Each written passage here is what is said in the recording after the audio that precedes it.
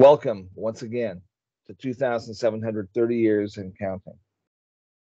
This is the podcast that I manage, and it has become an obsession with me because it's about the thing which is the biggest obsession for me, which is the two houses of Israel and the fact that they've been separated for nearly 3,000 years, and that they're, because of prophecy saying so, they will be coming back together soon, but not before certain things happen in the historical context. And today, we're going to spend our time with Alexander Velic. You remember him. He's been with us several times.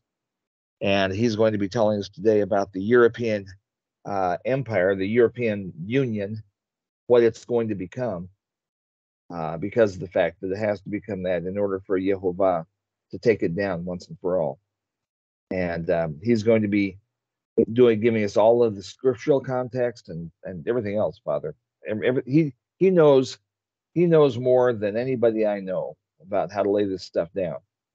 And I think that once you've listened to it, you'll notice that there's all sorts of stuff in Scripture that backs him up. So, with that being said, I will let it go. And Alexander, anytime you're ready to go right ahead.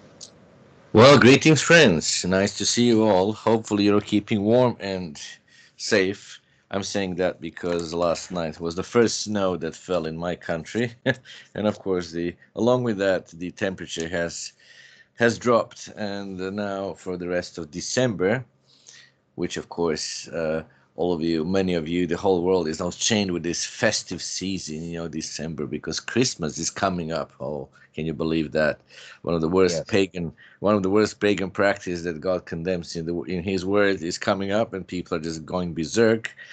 Anyway, the rest of December, as far as we see here in the weather forecast, will be kind of icy and very cold. So I hope you'll keep warm, and hopefully you'll keep safe. I hope you'll keep safe from all the festive paganism that has been engulfing this world, and it's always starts in December. Well, even more. In your countries, your Christmas carols began even in October. Well, I have to say East Europe is catching up with the rest of the world because now it's all starting, all of this festive craziness starts in November. So sooner or later, we'll catch up to October anyhow. Well, I've been watching these trends in the world because I'm amazed how year in and year out people have been falling into this madness, festive madness in the winter, as if there is no tomorrow, and Right. as people just completely forget the word of God and what the word of God says. And this is particularly for the forgetfulness is particularly worrying when it comes to Northwest Europe, British Isles, United States, North America, of course, and the ends of the earth, as the Bible calls Australia and New Zealand, because these areas are all populated by the descendants of the so-called lost tribes of Israel. And it's so Right. worrisome to see how year in and year out all of this madness, when the winter comes, is on increasing level, which is terrible, Yeah. to see because it's all of these festivities are basically centered around the sun god, and all of this nominal Christianity that those nations take pride in are basically sun worshipping customs and sun worshipping legacy that remain from the Yes. previous centuries, and yet people have no idea about it because people don't care.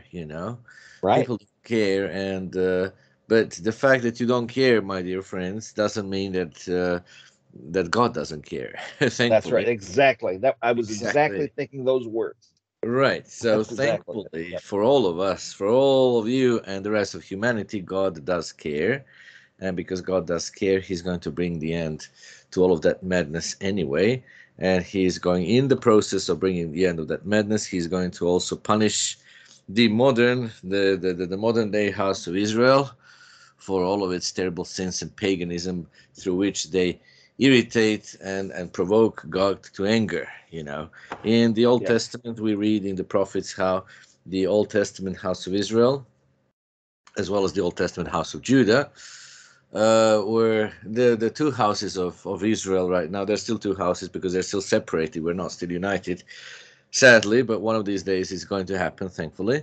So the end of this madness will be the reunification of the house of Israel and the house of Judah, Yeah. reunification of the 10 tribes of Israel that have been scattered all over the place, and the house of Judah, of course, which retained its identity. And today we know them as the Jews, and we know that they have their Jewish state, the state of Israel, but that's not all of Israel anyway. In any case, one of these days, the end of this madness will be reunification of the two houses, and the end of this madness will be the finally to see all humanity released from all of these terrible customs that are just related to sacrificing children and honoring sun god by all kinds of lewdness and loose loose morality and so on and so forth. The Bible is repleted with that. I mean, if you read the Old Testament, we have the book of Ezekiel that was basically the message to the lost 10 tribes. And then we have the book of Jeremiah. Jeremiah was there just before the Babylonian captivity, which lasted for 70 years. And he kept warning both the king and the people and the false prophets that, their kingdom was just about to fall and be taken into captivity. Why? Because of total disobedience to God and because they were constantly provoking God to anger, just like the Israelites did before them. Yeah. And in fact, even the Bible says that the house of Judah did even worse, it says, than the house of Israel. Incredible. Didn't learn its lesson at all. And today we have both houses basically going their own way and not learning any lessons from it. And the house of Judah is not any exception. Yes. If you Almost as if they're competing with each other Yes, to see who can be the most evil. who can be the most evil and who can provoke God even more to anger, and who can be the Right. champion, well, not like this World Cup champion, but like the champion of evilness. Even though, speaking of the World Cup, I have to mention to you is Yes. I have to mention to you and to the listeners that years ago, from one of my good friends, I remember. And we, this past Sabbath, my friends and I here in Serbia, those of us who read the Bible and those of us who believe that we belong to the lost house of Israel indeed, and we Yeah. below that we believe that we have been certainly called to be aware of our identity and turn to Jehovah or turn to God of Israel, to God of Israel. Anyway, we found out there is this in Strong, there is this term Gilulim, and it's referring to actually a rounded god, flying rounded god. Interesting enough. Mm. I'm just the other day, so after the Sabbath finished, we found that Gilulim. I remember that it was in. I remember it was in the Bible somewhere, and somebody indeed found it for us. So Hmm. let me see. Let me see if I could find it now here quickly. If not, I'll just mention it's a rounded flying idol. What does that remind us of? Rounded football. The name of the game football. And all of these fans and all of this worship of the ball and worship all of those things and rounded flying Yes. idol. There we Uh-huh. go. This madness. I mean, this madness Yeah. was incredible in the last I don't know how many weeks. We've been all engulfed with that madness. And Yes. the worst menace here in Serbia was when Serbia and Brazil were to kind of, have a match. And of course, Hmm. Brazilians beat us. It was so funny to see. It was so funny to see the pride of a nation. We thought here in this country that we could be a huge football superpower like Brazil. It didn't happen, of course. And as you should see later, before, as it says in Proverbs, pride comes before disaster. Just Hmm. like we see the pride in the house of Judah and the house of Israel. In any case, they Right. take pride in there. They take pride in their those 10 tribes in their Christianity, which is nothing more but a falsified version of Christianity that was imposed on the whole world in the 4th century by Emperor Constantine, the supposed first Roman emperor who was a Christian. Yeah, he was just a pagan to the core to the very end. Anyway, and Right. we see the house of Judah also taking some pride as well. Part of that pride is that they've been kind of bombing preventively bombing some of the targets in Syria. They've been upgrading their military facilities because they're, as I keep reading in Jerusalem Post all the time, they're getting ready for a future war with Iran. I Yes. mean, I've been reading this, a future war with Iran, or preparation for a future war. I've been reading this for months in Jerusalem Post. The most Yeah. outstanding, of course, and the most known, the most widely famous, what should we say, voice of the Jewish people. Right. The other day, I read again in Jerusalem Post how Iran happened to be able to scan some potential military targets in Israel. I don't know how did they manage to do it, but the article would always explain. And then it says, again, for a future war. I'm like, wait a second, what in the world is going on? I mean, we've been having these preparations for a future war in the Middle East. Now, that's very important because the Middle East, at least in the last century, was considered by the world as a powder keg. And there was Right. always this constant fear in the last century, and I'm not sure that in this century, people keep kind of dulling and dumbing their awareness and their senses of not only who they are but what might happen. And in the last century, there was a fear that any potential conflict in the Middle East would just drag the whole world into and create another world war, which is exactly what Right. is going to happen. Because I keep Hmm. telling people, God's eyes are upon His land. And His Right. land is not Ukraine, and His land is not Russia, and His land is not the Balkans, and His land is not African country or Congo or Rwanda or whatever. His land Right. is right there in the Middle East. And when we read the end of the book of Ezekiel, exactly, we read about the future temple. We read about once again all the tribes being back into their land, being reunified, and they'll also cast lot for each one for each land. Anyway, the first land, interesting enough, will be cast for Dan, the tribe of Dan.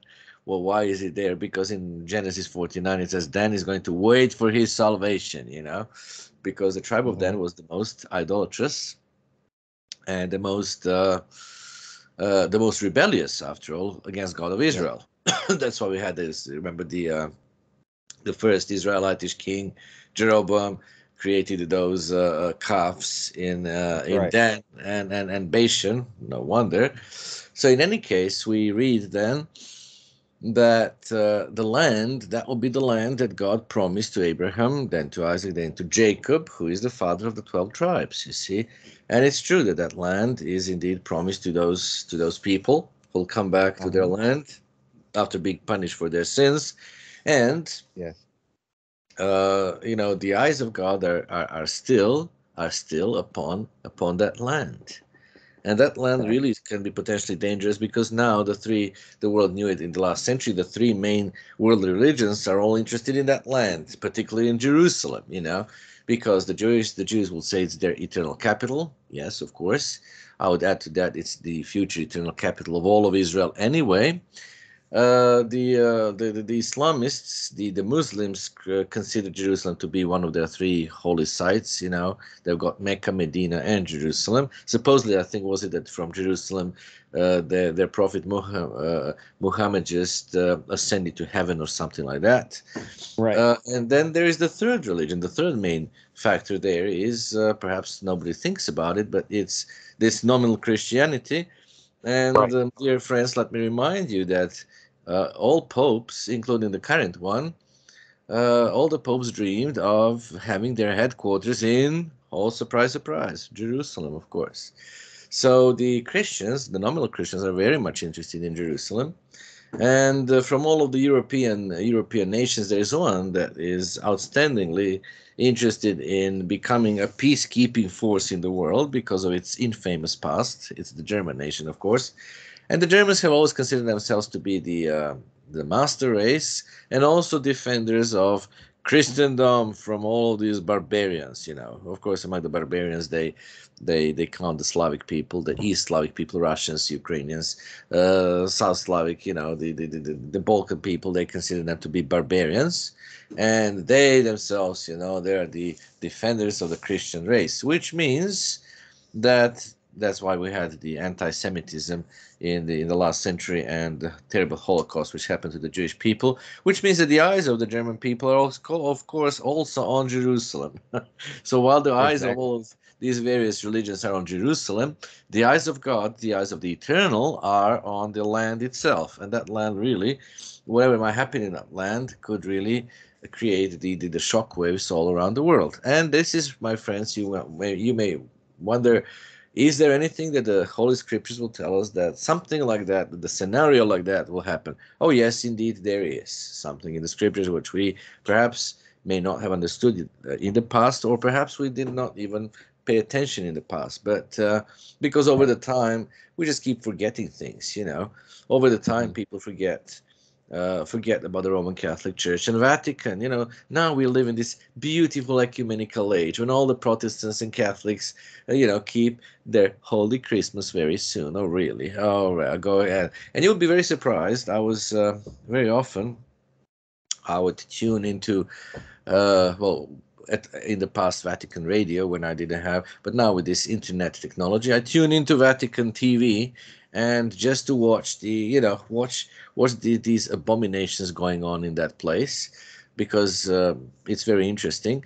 And I would just encourage all of you Protestants to do the same this 24th and follow the mass in Vatican, in which, to your surprise, you'll hear a tune that all of you sing. The tune, I don't know who borrowed that tune from whom, whether Catholics from Protestants or Protestants from Catholics. Ti-da-dun-dun, ti-da-dun-dun, Oh, okay. ti-dun-dun, ti-dun-dun. In Serbian it's translated a quiet night. I don't know how it is titled in English, but in any case, Silent night. Silent Night. Silent There we night. Yeah. go. All Hmm. right, Yeah. Silent Night. There we go. And I was the first time that I spied on Vatican, as I always say in jest. I always tell my friends, I said, I'm going to spy now on Vatican. Tonight is the mass. I just wonder how abominable it really is because God describes it in His Word as an abomination. So I was like, oh, let's see what an abomination looks like really, because I'm not a Catholic, so it didn't really. And then the first time I tuned in, I was just shocked when I heard that Silent Night. Them singing it in Latin, of course, singing right there in Vatican, in the so-called St. Peter's Cathedral. Friends, this is horrendous. So for centuries, I realized, I'm like, this is so familiar. Why do I? Then I thought, oh yes, I remember the Adventists. The Adventists have it in their hymnal here in Serbia. So I thought, wait a second, the Adventists Oh. have their hymnal, which is all Protestant anyway. So my thinking process continued. Like, wait a second, if they have it, then the rest of the Protestant world has it. So for centuries, you have been singing the very same tune with the Catholics anyway, for whatever reason. And now you're all loving this. Now you all live in this peaceful, wonderful ecumenical unity, which is disgusting in God's eyes, by the way. So you've forgotten even your Protestant identity, let Wow. alone British and Americans and South Hmm. Northwest Europeans, that you've all forgotten who you really are. You're not pagans. Hmm. You're people who are people of God. But you just throughout the Bible we read how you all wanted to be pagans. All the time, ever since God took Israel out of Egypt. Israel constantly wanted to return to Egypt, but in your minds, you returned to Egypt anyway by all of your horrible customs, which we saw later when the separation between the house of Israel and the house of Judah occurred, when the first king of Israel, Jeroboam, set up golden calves from Egypt again to be worshipped in Dan and Bashan, and that was horrendous anyway. So I'm just saying it's incredible how much even the secular history, the Protestant of their own, the secular Protestants have forgotten their history anyway. Not to mention that many of you Protestants in Northwest Europe and North America and on the British in the British Commonwealth, many of you have got Israelitish origin, but you have forgotten who you are. So nowadays, only few days, you'll be singing again "Silent Night," But just keep in mind, as you sing it in your Protestant churches, that on the same night, Vatican also, and the Pope, led by the Pope, sings that same thing. And what is the Pope? Popery is one of the most abominable things in the world, and Vatican, as far as I'm concerned, is the seat of all the evil. I mean, That's right. throughout their history, Vatican has done so much evil. No, it's not only the Holocaust. It's not only the Holocaust against the Jews. You made the first thing that comes to many people is the Holocaust. True, you have forgotten about genocides that they've committed anyway. Right. You have all Right. forgotten. You people in the British Commonwealth and America and Canada and Australia and New Zealand. You have forgotten that your ancestors fled Europe. Why? Why did they flee Europe? Well, they fled Europe because they were fleeing the oppressive, horrible religious system, which is That's called in right. the Bible in Revelation 17 Babylon, meaning that it has all the characteristics of the ancient Babylon. Now keep in mind, in history we have two Babylons. There is one in Genesis chapter 10 that was initiated by the man called Nimrod, who was the evil man who married his own mother, by the way, and all of that paganism started and sun worshipping started right there in the Old Testament times with him. That's the ancient Babylon. Then later we have this Nebuchadnezzar's Babylon, which would be like a huge world empire. And we're seeing right now, those of us living in Europe, we're seeing once again the resurrection of that very kind of Babylonian entity, which is expressed by unifying European nations that have basically common Catholic heritage, by the way. So, and of course, they're now exercising their great power by extending their various influences around the world. And as I've been recently realizing and telling my friends, the European Union is not only the continuation of the Roman Empire. The European Union, in fact, is the also a revival of Hitler's project, because That's that's true. exactly what Hitler was doing. All of them now backing up Ukraine against Russia, this expansion to the east, uh, in order to gain cheap resources and cheap labor force. Mhm. Lebensraum, the life space, as Hitler's call it, is now Yes. happening right now. And it's happening, and it's not happening for no purpose. There is a purpose in all of this.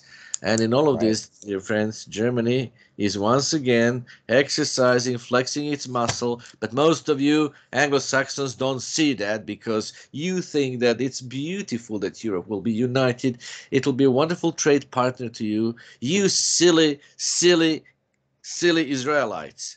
The book of Hosea describes especially you English people as silly doves and unturned cake, and that's exactly what you are, you silly ones. The rise of Germany cannot bring anything good. Happened twice already in history, and now it's happening for the third time. But this time, and as when in the previous two times, they basically damaged the European continent. This time, it's going to damage all of you Anglo-Saxon people, because of all of your sins, and because you have forgotten who you are, and because when somebody comes along and tells you this is who you are, you say, "Oh no, we want to be pagans. We don't want to be God's people. We don't want to follow the Bible. Bible is an obsolete book. We don't want to be God's people. We don't want God of Israel. We want to be pagans." Is that what you want? Well, that's exactly what is going to happen to you, because that is what the Bible says.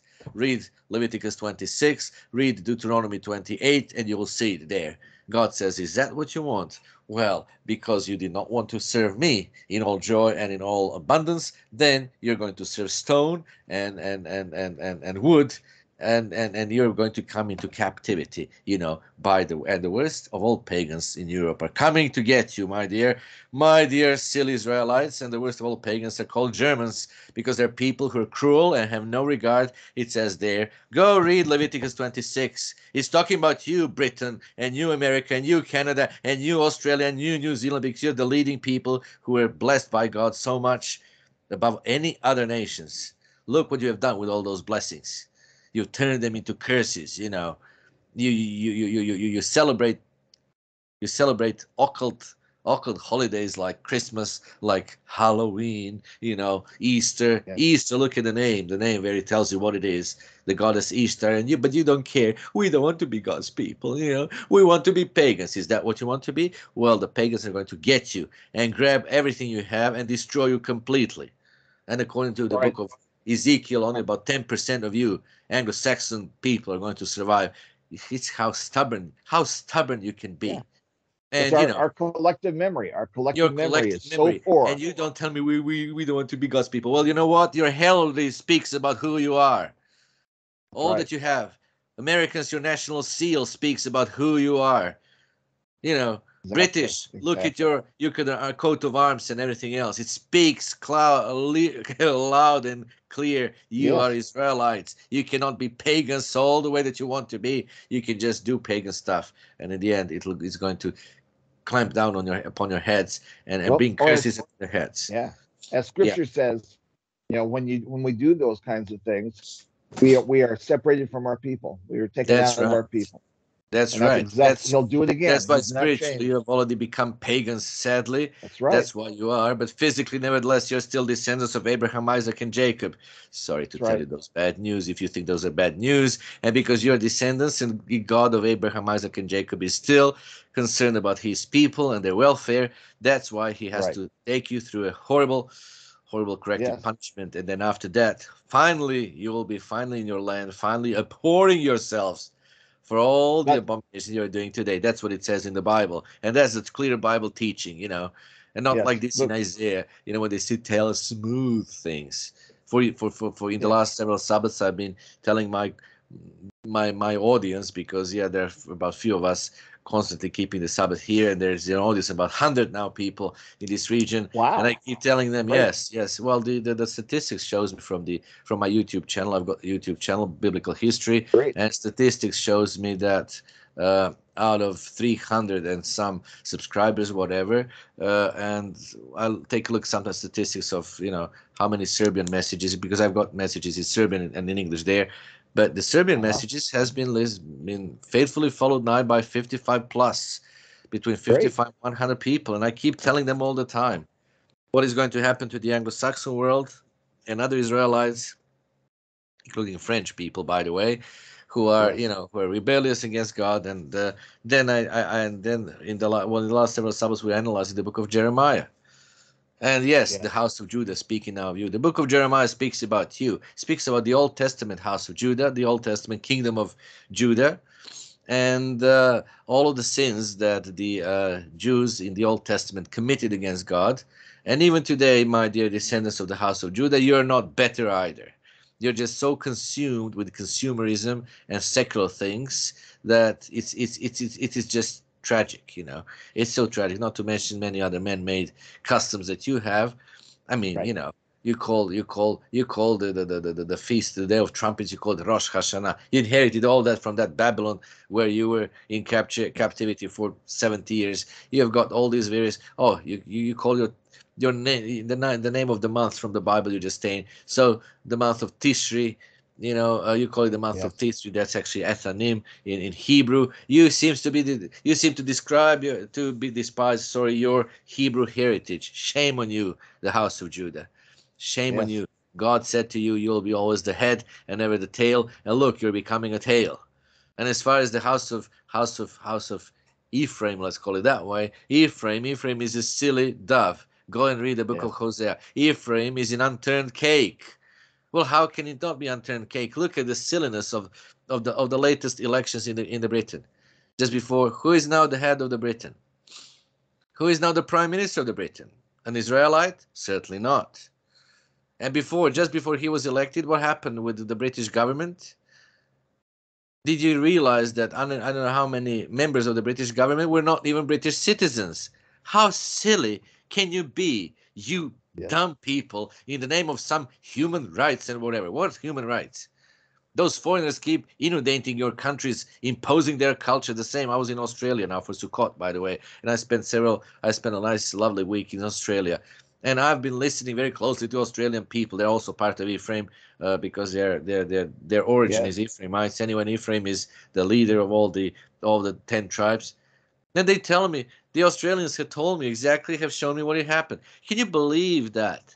They just keep telling me, look, they said, we joined the United Nations and now we are allowing the United Nations to rule our land because of the decree of the United Nations. We have to export our natural gas to, I don't know which countries anyway, and we have to import it from other countries. Can you believe that? And then all of these foreigners all of a sudden are coming up. They say our government, our stupid, silly government, is destroying the farmers, and they're foreigners. Every year there's a quota of foreigners getting in there, and they want now to give them the voting rights. The Australians tell me, how silly can you be? You silly dove. That's what it says in the book of Hosea. An unturned cake. Ephraim is unturned cake. Foreigners are eating his power, and he doesn't even realize that. Well, exactly. That's exactly what's happening. What about the United States right now? As with United States right now having these southern borders open widely, isn't that brilliant? Allowing all of I could just imagine all of these Latin American countries, Mexico, Guatemala, Belize, Yes. or Yes. Venezuela, who Yes. Cuba, and just opening up their prisons and saying, "Go, go! Yes. Look, there is a wonderful, wonderful paradise land for you. Just go. Just let us, leave this thing and go." This is how idiotic can that be? How Yeah. how how, how We are doing everything we possibly can to destroy to ourselves destroy right your now. own land? You That's right. stupid ones. And you think God is watching from heaven, from his third heaven, saying, "Oh, how smart you are, Australians, and how smart you are, Americans and others, because you respect human rights and everything else." What human rights? Give them the voting rights, and you'll see what will happen. Let them just change your. The other day, what happened here in Serbia? Could you believe that? Many of those, of course, migrants, they don't want to stay in Serbia because they just want to go to Western Europe.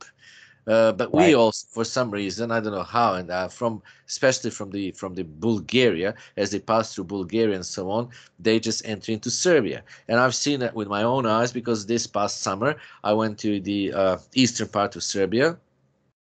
There is a beautiful mountainous region, and I was helping my friend with his tending his sheep.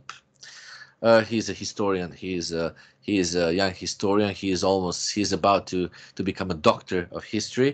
But anyway, he has been studying and writing his master work, as he was tending his sheep and so on. So he became kind of very interesting. But we have known each other for about 12 years, even before he became nationwide kind of famous. Anyway, so I went Right. just to visit his parents, and every time he would come here in this part of the country, he would come and stay with me, of course, in my house. So they wanted to see me, they wanted to meet me, so I went, and I've seen it myself. At night you just go to sleep. In the morning you just let the sheep go out for pasture. What do you see?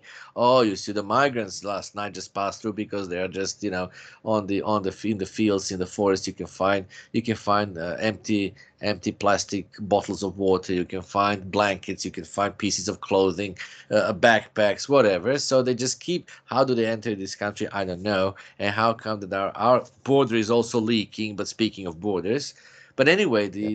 they just go, and then from that southeast part, they just go to the north, because they're in the north we are bordering with Hungary, and Hungary is part of the European Union, and on the north we also we're bordering with Croatia, which is also part of the European Union. So that's what they want. But a few weeks ago, you wouldn't believe what happened. Two groups of those because they're just of different nationalities. So some are Moroccans, some are Afghani, some are whatever. Two of those different groups, there was a war almost broke out at our at the Wow. north the northernest at the north of the country. We have Hmm. this settlement, and then there's the border with Hungary anyway. So a war. They had a war. Rifles, machine guns. How did they get those? I don't know. But all of a sudden at night there was a conflict between the two groups, and then the local police had to come, needed enforcement. The local police needed enforcement, so that to stop them and arrest them, and were but 600 of them were arrested anyway. And some of them, interestingly enough, some of them, because they're all Muslims, some of them had uh, uh, some let's call it items with the insignia of Kosovo Liberation Army. Now, Kosovo Liberation Army is a terrorist organization that murdered all kinds of non-Albanians in that southern Serbian province and unilaterally declared independence with the help of the U.S. administration, democratic U.S. administration. Yeah, Yeah, it wasn't Trump's. It was so-called Democrats or Democrats, as I call them, that helped them, right. Clintons and others, and finally now Yes, dead witch called Madeleine Albright, and they just helped the Albanians create another, independent state. But anyway, so we've been having no troubles here. Now, of course, Germans backs up those same secessionists, and we'll be having no troubles here with them. But we have now the migrants in the north of the country that just had a conflict, shooting at one another. Could you believe that, friends? Well, those are kinds of people your people are now streaming into through your southern border. that's right. And Exactly. already, and interestingly enough, when I in my conversation with some of my friends this week, because I constantly communicate with all of my friends, all of the Israelites and others around the world. Interestingly enough, those streaming into your country are of what confession? They're Roman Catholics. Yes. Oh, interesting, very interesting. Does that ring the bell? The Roman Catholics one of these days, and the Germans are in majority the Roman Catholics as well. But does it ring the bell with you, friends? What's going to happen to America? So you have all kinds of people that you didn't even know who they are. You're just letting them, welcome to America. Welcome to paradise.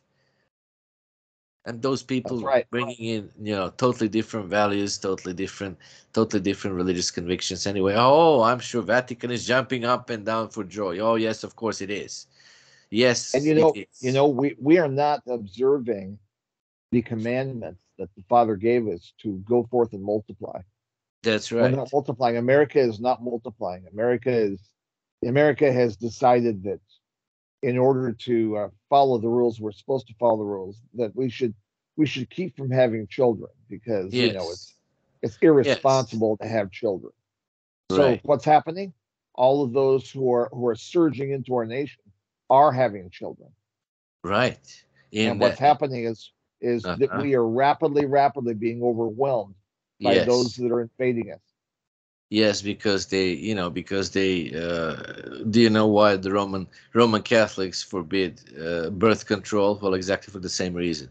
There is no birth control, so that means that more Roman Catholics will be born into this world. Oh, surprise, surprise.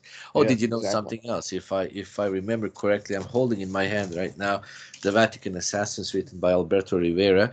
This is confession of a former Jesuit anyway, and I think they killed him in the end. They managed to kill him, but the Roman Catholics, of course. But he converted to Protestantism in the last century. I think there must be a video recording on him on YouTube or whatever. But I think in this book, I have to read it again. He mentioned something that is shocking to me, but I didn't know that every Roman Catholic that is born into this world automatically is citizen of the State of Vatican. Oh, even more interesting, isn't it? It's amazing how much we don't know about our enemies, you silly doves of Ephraim and other Israelites, eating Right. foreigners, eating your power away. Well, exactly. That's exactly happening now, and we see it in Britain. The most outstanding, we see that in Britain. Now it seems that the queen died. The queen Elizabeth, she was the longest ruling monarch on the throne of David, by the way, because the throne, and she knew that she was the keeper of the throne of David, and all of her family, by the way, knows that they're descendants of David. Don't be fooled. I know it for a fact because some of my friends and acquaintances learned it. Even the current King Charles III, he knows that he's a descendant of David. So the whole royal family knew that. Queen Elizabeth was well educated, and she knew that anyway. Now that she died, as if all of a sudden the gates of hell, figuratively, Yes. by the way, I don't believe in hell, as if the gates of hell and the gates of abyss have opened up for this destruction and terror. pouring into Australia, into even America, and so on. This is just absolutely amazing, absolutely amazing. Anyway, but we forgive me, friends, for ranting a little bit about this. I have to because I always get upset when this winter season and festivity come along, and I see the house of Israel basically going berserk with those customs that have nothing to do with their identity. So you'll forgive me for this rant. The thing was, I mentioned the Germans, I mentioned Vatican. You have to understand that the Germans and the Vatican are still the powers, and the central powers, let's call them the axis powers of European integration. And that is simply so. But many people don't see it anymore. Many people don't understand that, and many people think that European integration is something beautiful. That ecumenism led by the Pope and Vatican and the Catholic Church is something so great that people finally, who are all Christians, are now getting together. Well, you're not all Christians. I'm very sorry to inform you. Yes. Those of you who believe you're Christians, you're not Christians. Most of you are just followers of Constantine's version of Christianity, and you're basically pagans. As long as you practice pagan things and have pagan beliefs like immortality of the soul, heaven, hell, and all the rest. Oh yes, and purgatory. Don't forget purgatory, please. That's right. Purgatory. Exactly right. My word! What a wonderful imagination. What a rich imagination people have. Purgatory and stuff. Well, by the way, many of those things were inherited from Egypt, interestingly enough. Egypt, out of which God rescued his people, Israel. Heaven, hell, purgatory, and all of the rest, all of the stuff, various other pagan things, were just first taken over by the Babylonian Empire. And then, of course, Babylon always enriches that with their own ideas. Then it was taken over by the Roman Empire and Greek Empire. And then Greeks and Romans kind of enriched it with their own ideas. And then the Romans, of course, because Greeks were regarded to be a civilized people, the first civilized nation, all of that rubbish. Romans, because it is rubbish. Because I know, we border with the Greek nation. Now, come on, we know about the Greece. Here, many more things than most of you in the world, the rest of you in the world. And then the Romans took over many of those ideas, and then came until the end Pontifex Maximus Constantine the Great. Oh, could you believe that? He had, and interestingly enough, he organized the first how would you call that? Well, the word Catholicus in Latin means all world. Universal. Universal. Yeah. That's the word. Give me the word. Yes, because there is one in Eastern sphere. It's also called cosmos, or the universal. Anyway, so Constantine organizes the first universal council of Nicaea in 325. And what does he do? He just, all of those pagan things inherited from Babylon, inherited from Rome, inherited from Egypt, he just makes them Christian dogmas. Trinity, he just kicks out Passover and replaces with Easter. He enforces Sunday. And of course, by the way, the House of Judah, one thing, the House of Judah knows that, but the House of Israel doesn't seem to understand that. One of the staunchest anti-Semite, as far as I know, is the Constantine the Great, because he made sure that whatever resembled anything Jewish must be eliminated from the so-called New Testament Christianity. And that is that's how he replaced the Easter with replaced the Passover with Easter. That's how he imposed Trinity. That's how he replaced Sabbath with Sunday, and all of that rubbish. And all of you people, be Israelite or not, all of you follow those customs and you think you're Christians. No, you're not. You're not Christians, because as long as you practice, pagan things, you cannot be Christians anyway. Because God says those things are abomination in his eyes. God of Israel says so. That's right. He was the ultimate anti-Semite. Yes, I mean, was unbelievable when people look at that. He was the one Yeah, who go actually ahead. Sorry. gave birth to all these other anti-Semites, Yes, and that's much right. of the hatred for the Jewish people basically stems from Constantine. Right. Let my despair be worse is that he was born in Serbia, by the way, and his birth town. There is a street named the Boulevard of the Holy Emperor Constantine. I'm like, oh my word! You see, the level of deception is incredible. He's a holy emperor. Can you believe that? And the Serbian people regard him as a saint. 3rd of June is the day dedicated to him as a saint, and not even let the insult be even worse.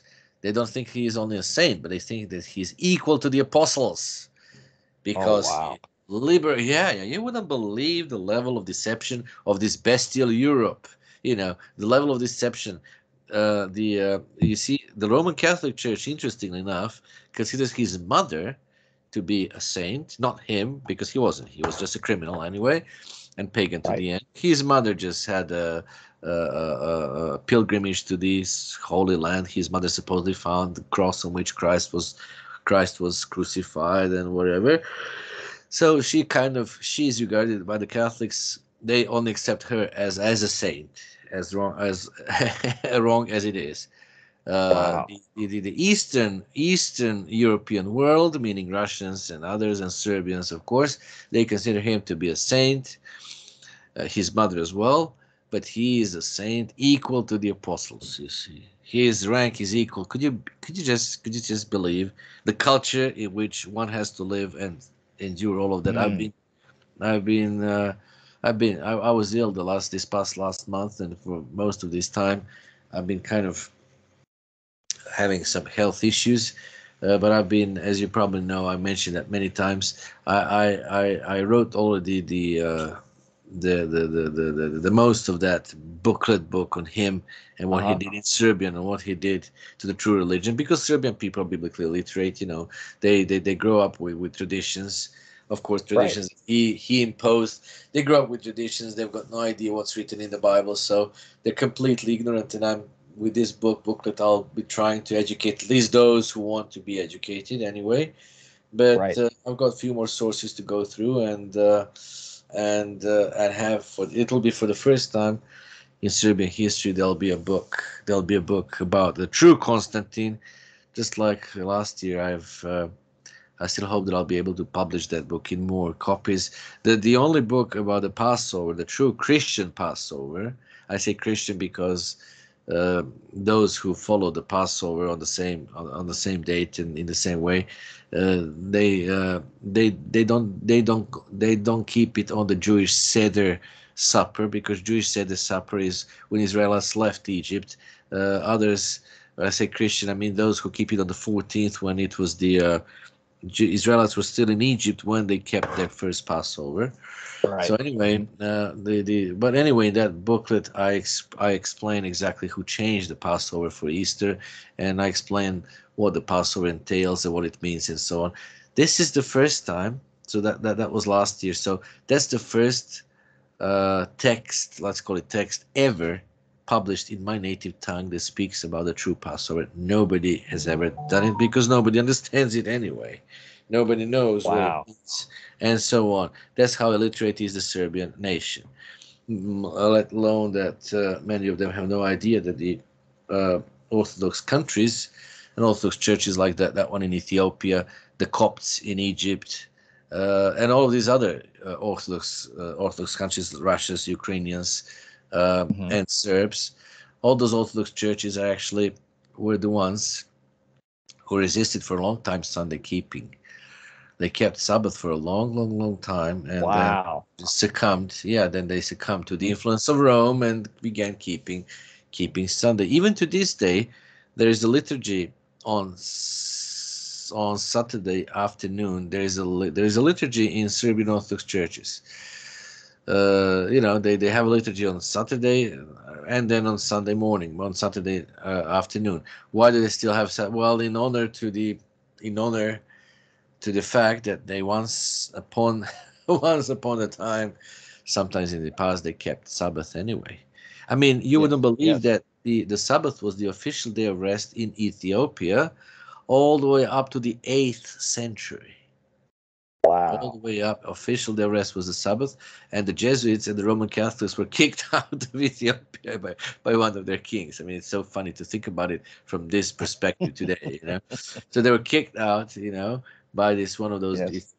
Ethiopian kings, and that's probably the line that came from the Queen of Sheba. You remember in the Bible, the Queen of Sheba went to Solomon because she was admiring his wisdom, and there is a well, whether it's a myth or a historical fact that when she returned, she conceived with Solomon, and she gave birth to a son who became the first Ethiopian king anyway. And you might remember this reggae movement claiming that black people are Israelites or whatever, and there was this Yes. Haile Selassie, the funny, strange king of Ethiopia in the past, who also kind of claimed some kind of relations with Israel, whatever. Well, it might be true because that might be the line from the Yeah. Solomon and Queen of Sheba. But in Right. any case, up to the 8th century, Sabbath was the official day of rest in Ethiopia. Quite Hmm. amazing, you know. And even to this day, even though nowadays Ethiopia is a Muslim country, you have this Ethiopian Orthodox Church. Interesting enough, like you have Orthodox Copts in Egypt. So they're all basically descendants from those who kept the Sabbath in the past.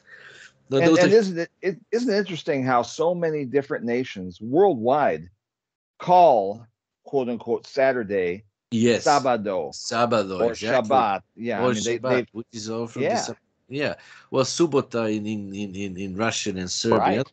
Subota comes from the Latin word sabata, which means again from Shabbat, meaning the rest. Indeed, That's right. every nation has Sabado is in Spanish, of course. I think in all of those Roman Yes. languages, Portuguese is about the same. Uh, can't remember the German name for it anyway. But Isn't that you see, amazing? I mean, isn't that an isn't illustration that of proof the and truth? illustration? Yeah. Yeah, but no, my dear pagans, you want to keep Sunday, the day of the sun, yeah, and you think it's the day of the Lord. No, it's not. The Lord is not the sun god anyway. Has never been, will never be anyway. That's right. And Yeshua observed Shabbat. Come on, of course, guys. you have Shabbat. Does it say? Even in the New Testament, we see how many times do you see in the Book of Acts? Let's see, after Yeshua. Well, some people say, well, but after Yeshua, the church. Oh, really? Well, read the Book of Acts and count how many times the Apostle Paul, who is the main character in the Book of Acts, even though there are others, but he is the main. Usually, mostly his ministry is described. Look how many the Apostle Paul, how many times he kept the Sabbath. Just look at it. Just let's just illustrate Thessalonians. Thessalonians are a case in point, as one of my good friends used to say. A big intellectual, That's right. A Jew by origin, by the way. A case in point is Thessalonians.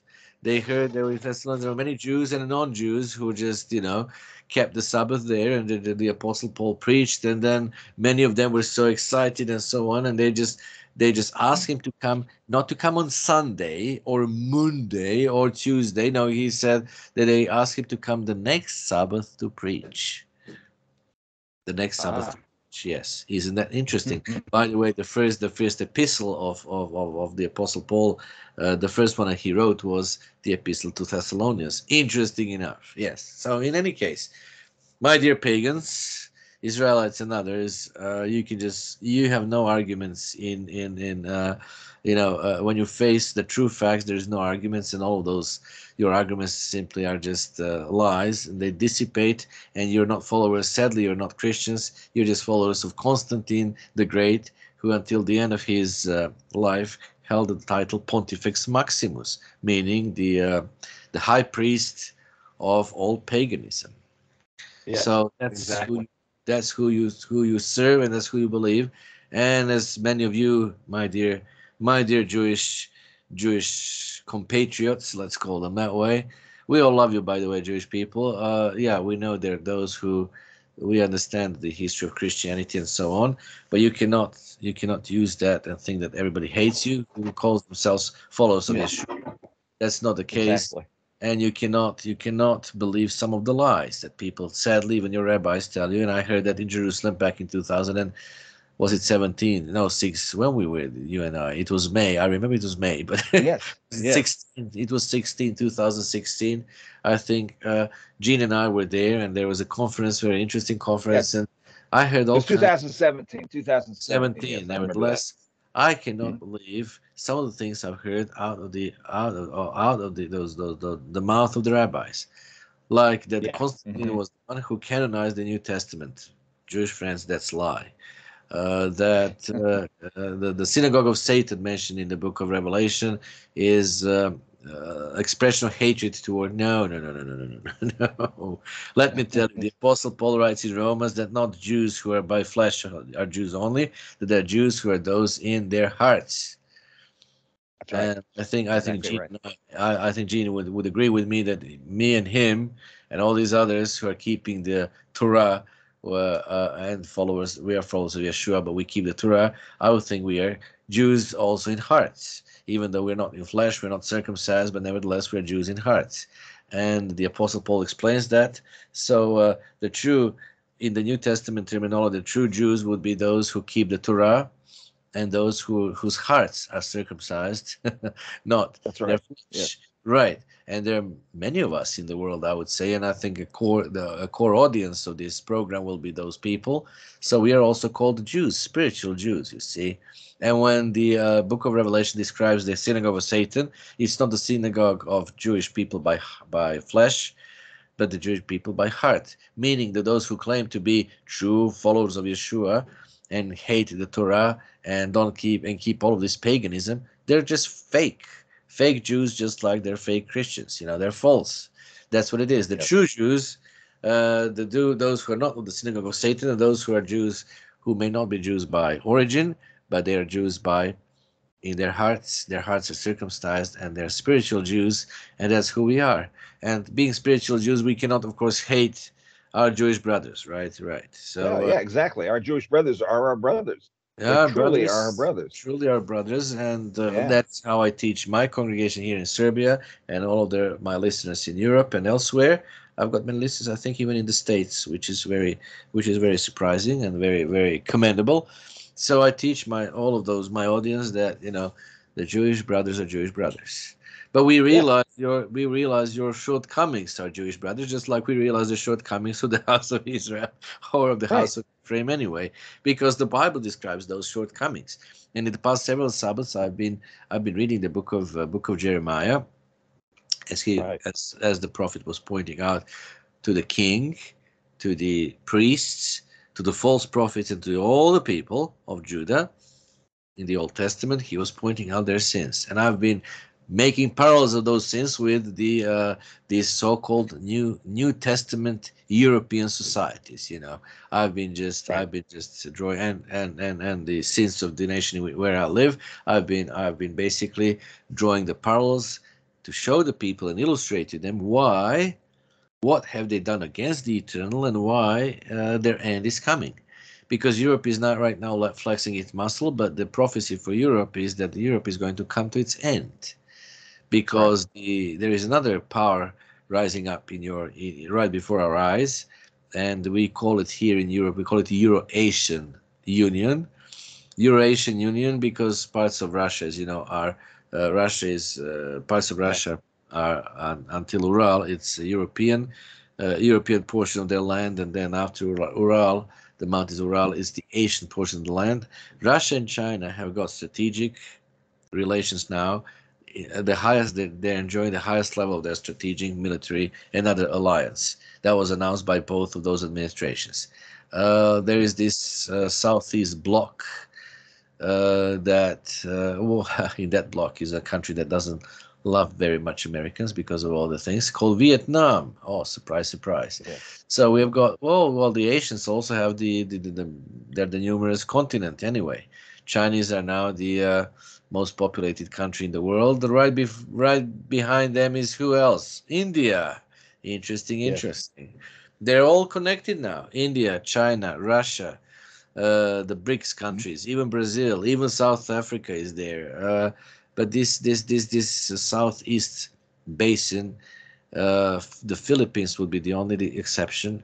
They're the only nominal Christian nation. All these others are kind of Muslims and of other religions anyway, Buddhists, whatever.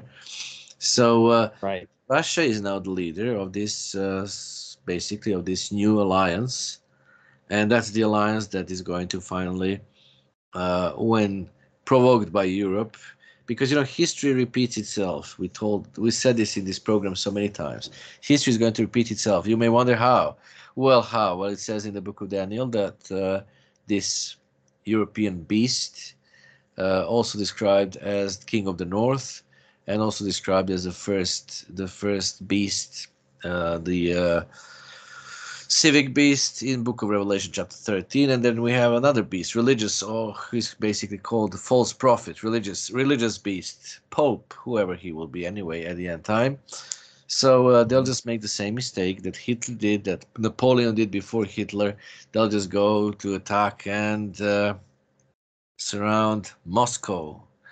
That will be their deadly mistake, because then all of a sudden we have these Euro-Asian blocks of people moving, moving toward Europe and moving toward the Middle East because of the Battle of Armageddon, and that is when the Euphrates is going to be dried up to allow these Eastern Asiatic nations and military, those 200, how was it, 200,000, no, 200 million Yeah. people, only people, Yeah. only 200, the most 200 million man army.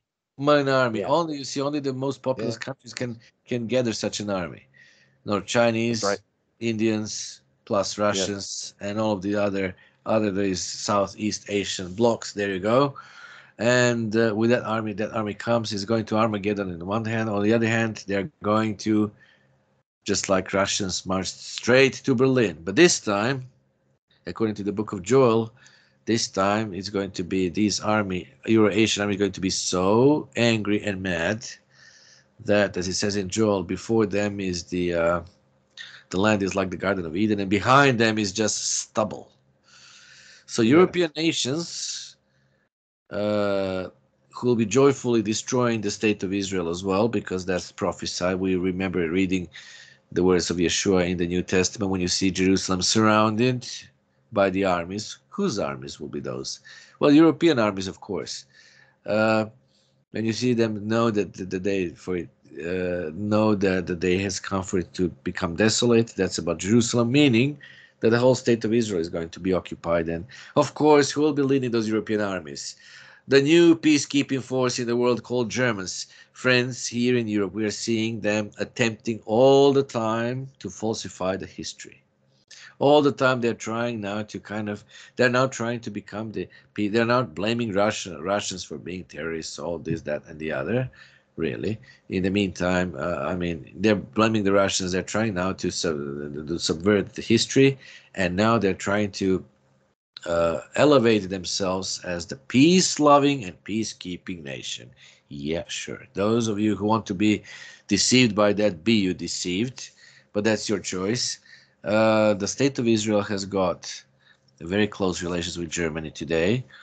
The rest of you know how much Germany is. The Anglo-Saxon world believes Germany is their ally. Yes, sure. Germans cannot stand you, by the way. They're just waiting for the right, appropriate moment to end your civilization. But the Almighty is going to allow that to happen, because not because they hate you, but because of the sins of you, House of Israel, in North America and in the British Isles and in the ends of the earth, and how they say, the coasts of the coastal lands, like, well, who are the coastal lands? New Zealanders in Australia, good morning or good evening, whatever. It's you. So Germany is going to be a mighty power anyway, but the end of Germany before Yeshua returns will be these Euro-Asian armies that will just move, and they're just going to basically, on their way to Berlin, they're going to make stubbles all over the place. And frankly, Yes. Europeans, you all deserve that anyway, because of the because of your tremendous paganism, and because of all the various people that you have murdered in the last centuries. Pogroms. Well, by the way, pogroms against the Jews in Europe. Who was leading the pogroms? The Roman Catholic clergy. Surprise, surprise. Yeah. Pogroms. Various genocides committed against anti-Catholics. You've all deserved it, Europeans, because once again you're going to worship your military political leader who is going to come up soon, very soon, and it's all in relations and being tied up to the Middle East troubles and conflict that is also coming up. Yeah, we seem to be kind of digressing of the topic, but that's not the case.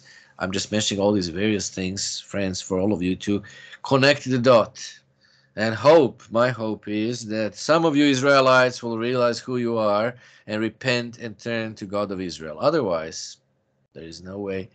There is no other. There is. I've been saying for this Sabbath, this past Sabbath. There is no way. There is no solution. There is no other way. I've been telling this to the Serbian nation, to this region, and to anyone else. There is no way. There is no way that you can be rescued from all of those things coming up unless you turn to God of Israel in repentance and change your wrong ways and stop lying your Yes. kids that Santa Claus does exist. I'm so about this horrible. It's amazing. It is absolutely amazing that Santa Claus. By the way, how is the name Santa Claus came into English? Do you know, Gene? Perhaps our friends will find it very interesting to know that it was Saint Nicholas. Saint Nicholas celebrated by the Dutch people, and the Dutch immigrants to the States had this Saint Niklaus, Saint Niklaus, Saint Niklaus, and later it was shortened to Santa Claus. So they're the ones who brought that thing. And Saint Niklaus is basically a deity related to Saturn, the most evil of all of these zodiac signs. All of the Yeah. paganism. It's amazing, and people just read horoscope. Oh, let's see today. What does the press say about the horoscope? Let's see. Well, how will be my day? Will it be a lucky one, unlucky one, healthy, unhealthy, whatever. But anyway, back to Santa Claus. Santa Claus is the Greek mythology, friends, and I've been repeating this in Serbian, I think, until because I cannot stand the fact that people just promote such an evil deity. Every single year, Santa Claus is from the Greek mythology. It's God Kronos. From that word, we get chronology and chronicles in our languages. Anyway, he's God Kronos, the god of time, but he's like, he looks like an old bearded, kind of deity with a seed by which he's seeing and taking young children's lives. Horrible thing. So Yes. that's such a disgusting thing.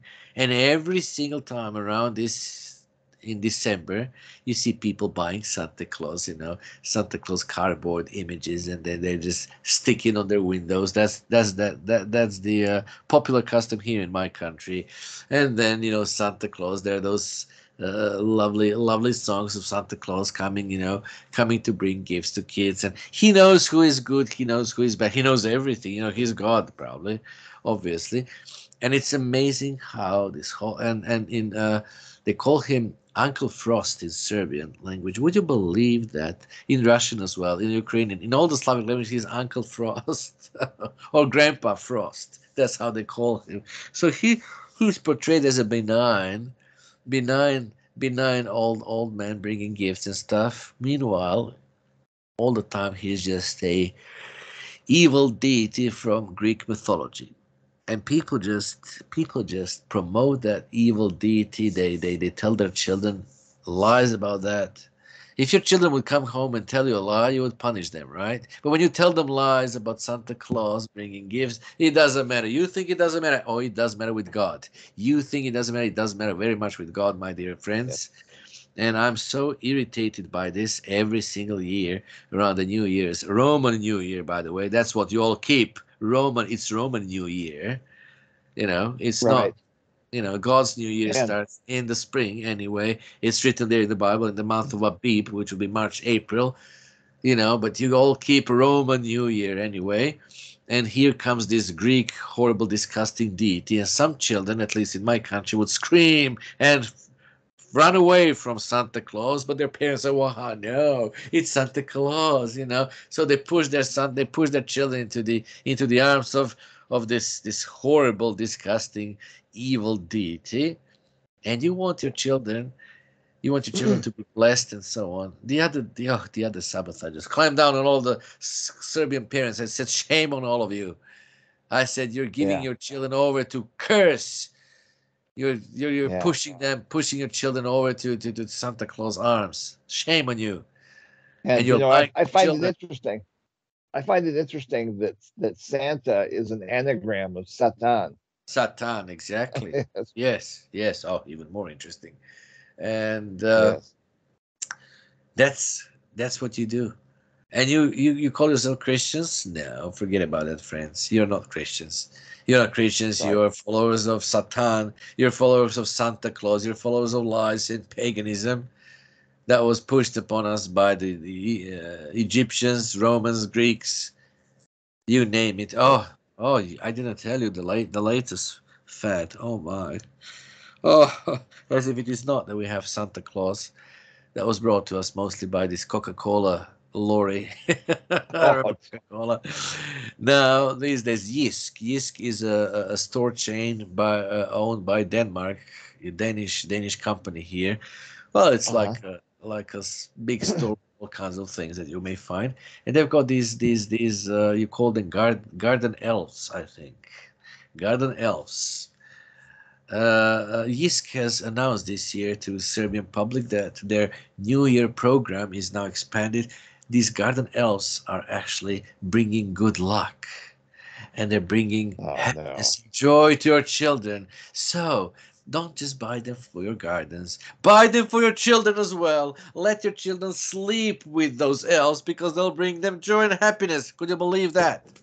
So as if it is not enough that we have all the uh,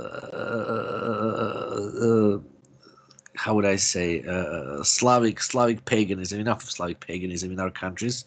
Now we have Mhm. also Santa Claus, you know, the paganism from Greeks and others, and now we have the Scandinavian paganism, you know, being broadcast to our nation. And I was like, oh my word! And people, of course, but people, you know, it's nice to people, and people just Serbian people, just like any other people, want to follow the advertisements and the latest fashion fads. So I'm just waiting now for them to start buying those elves.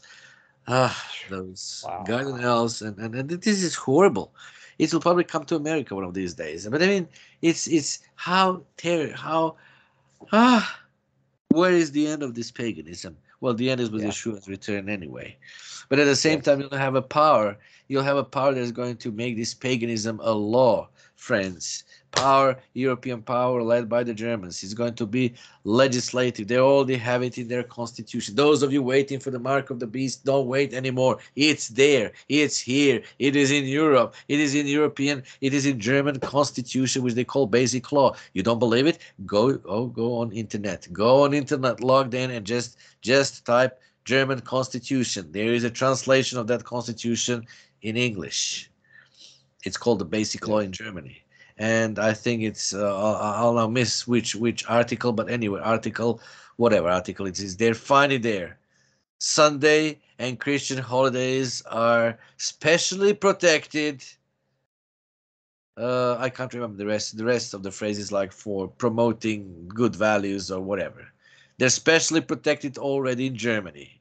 Those of you who are not informed, try to hang up your washing up on Germany and wash your car on Sunday. Try it. There comes the Polizei. Einschweinerei Polizei comes, writes down the fine. Why is the fine? You are disturbing, hear this, the Sunday rest. Did you know this? Did you know this, Anglo-Saxons who treat Germany as your allies? Did you know this? Well, now you do. So don't look for the mark of the beast anymore. If you think it's Sunday, it's overall paganism anyway, which is mostly idolatry, which is basically being expressed very vividly on Sundays. No wonder. But if you've been looking for the mark of the beast, it's here. It's in Europe. It's in Germany, your ally. And one of these days, they've been trying to push this Sunday kind of rest all over the Europe. One of these days, wait just for that, is going to become a law. And all of you who do not keep those things. I've been warning now all the people here and here in Serbia as well. I said all of us will be one of these days on the headlines because we'll be the enemies of the state. Oh, what a shock. Are you shocked? Be shocked. Ian, you should be. But the mark of the beast, don't look for it anymore. It's here. It's right there in German constitution. And constitution, what is the constitution? The highest legal act of one country. So the Germans already have it. And they're just pushing it all over the European continent. They're pushing for example, for all the stores to be closed on Sunday. Ha. And you silly ones, my silly doves, you'll be probably, your government's sooner or later going to follow the same kind of fashion. They may just make, Sunday it illegal, any trade on Sunday, just like they're making illegal like honey. I almost fainted when I heard that honey, home produced, naturally produced honey, it's illegal to trade that in Britain. Do you know that? Do you know that, Gene? You know that now. So we have pharmacomafia destroying us. This COVID-19 destroying your stupid, your genocidal governments pushing all kinds of stupid laws against your own nations. And one of these days they're going to push, of course, for the true Christianity. Let's call it Christianity, for true Christianity to be outlawed. And for this idolatry, because what is Christmas, what is Easter, what is Sunday? Idolatry, idolatry, idolatry. And the first commandments of God goes against idolatry. They're going to push it on your nations. And you're going to be declared, all of you keeping Sabbath and so on, you're going to be declared the enemies of the state, the criminals. Where do we know that? What did Yeshua say what did Jesus Christ say in the New Testament? And all the nations will hate you for my name's sake. Well, here I'm telling you, my dear friends, from what I can see, how all these nations are going to hate you for his name's sake, of course. And to many of you in Anglo-Saxon will be strange.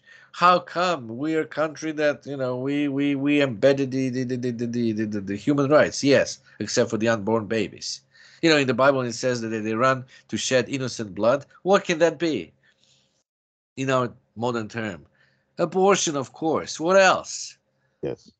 Because they're innocent people. Innocent blood is being shed every single day in the United States, in thousands. In Australia, the same. In Canada, the same. In New Zealand, the same. In Europe, of course, including my nation. So, my friends, we're going to be hated. Well, those of us who keep the law of God, I'm telling you, don't be surprised, and don't look for the mark of the beast. The Adventists are so funny. Several years ago, the Pope was going to visit Congress, American Congress. Was it this Pope? I think it was this Pope anyway. Then they come the Adventists. Oh, he's now going to proclaim the Sunday laws. I'm like, you silly ones. I said to them, you don't even know, and you should. You don't even know that the Sunday law is already there. It's there in Germany. It's not in Congress. It's not in America, not yet. But it's there in Germany, right there. You can be fined for disturbing Sunday rest. If you wash your car, that's disturbing Sunday rest. Hey, people, wake up. The house of Israel, do you hear me? Wake up. Washing your car in Germany on Sunday is disturbing. Hanging up your washing up, it's disturbing. I guess the washing machines are disturbing Sunday rest, and you're guilty of disturbing Sunday rest. Friends, wake up. The mark of the beast. Those of you who have this Adventist perhaps influence, waiting for the mark of the beast, don't wait for the mark of the beast, and don't wait for Congress to declare the mark of the beast. It doesn't have to. The mark of the beast is right there already in Germany, in German basic law or constitution. Go find it, download it, read it with your own eyes, because they've got it translated into English. That's how I found it out as well. I heard rumors. Well, that song, rumor has it, So the rumor has it. I heard rumors. There's a strict Sunday. Yeah, I'm like, a rumor has it. There's a strict Sunday kind of a Sunday, let's say, administration being applied in Germany. So, I'm like, really? Well, yes, there. I'm like, well, there must be a basic, because Germans are very much and some other nations, Hungarians as well, for example, they very much stick to the law. You know, when they want to impose something, they stick to the law, and we know how Germans do it anyway. So I just went. I'm like, okay, let me just see. Let me see. German Constitution. Okay, all right. Let's down. Do we have it?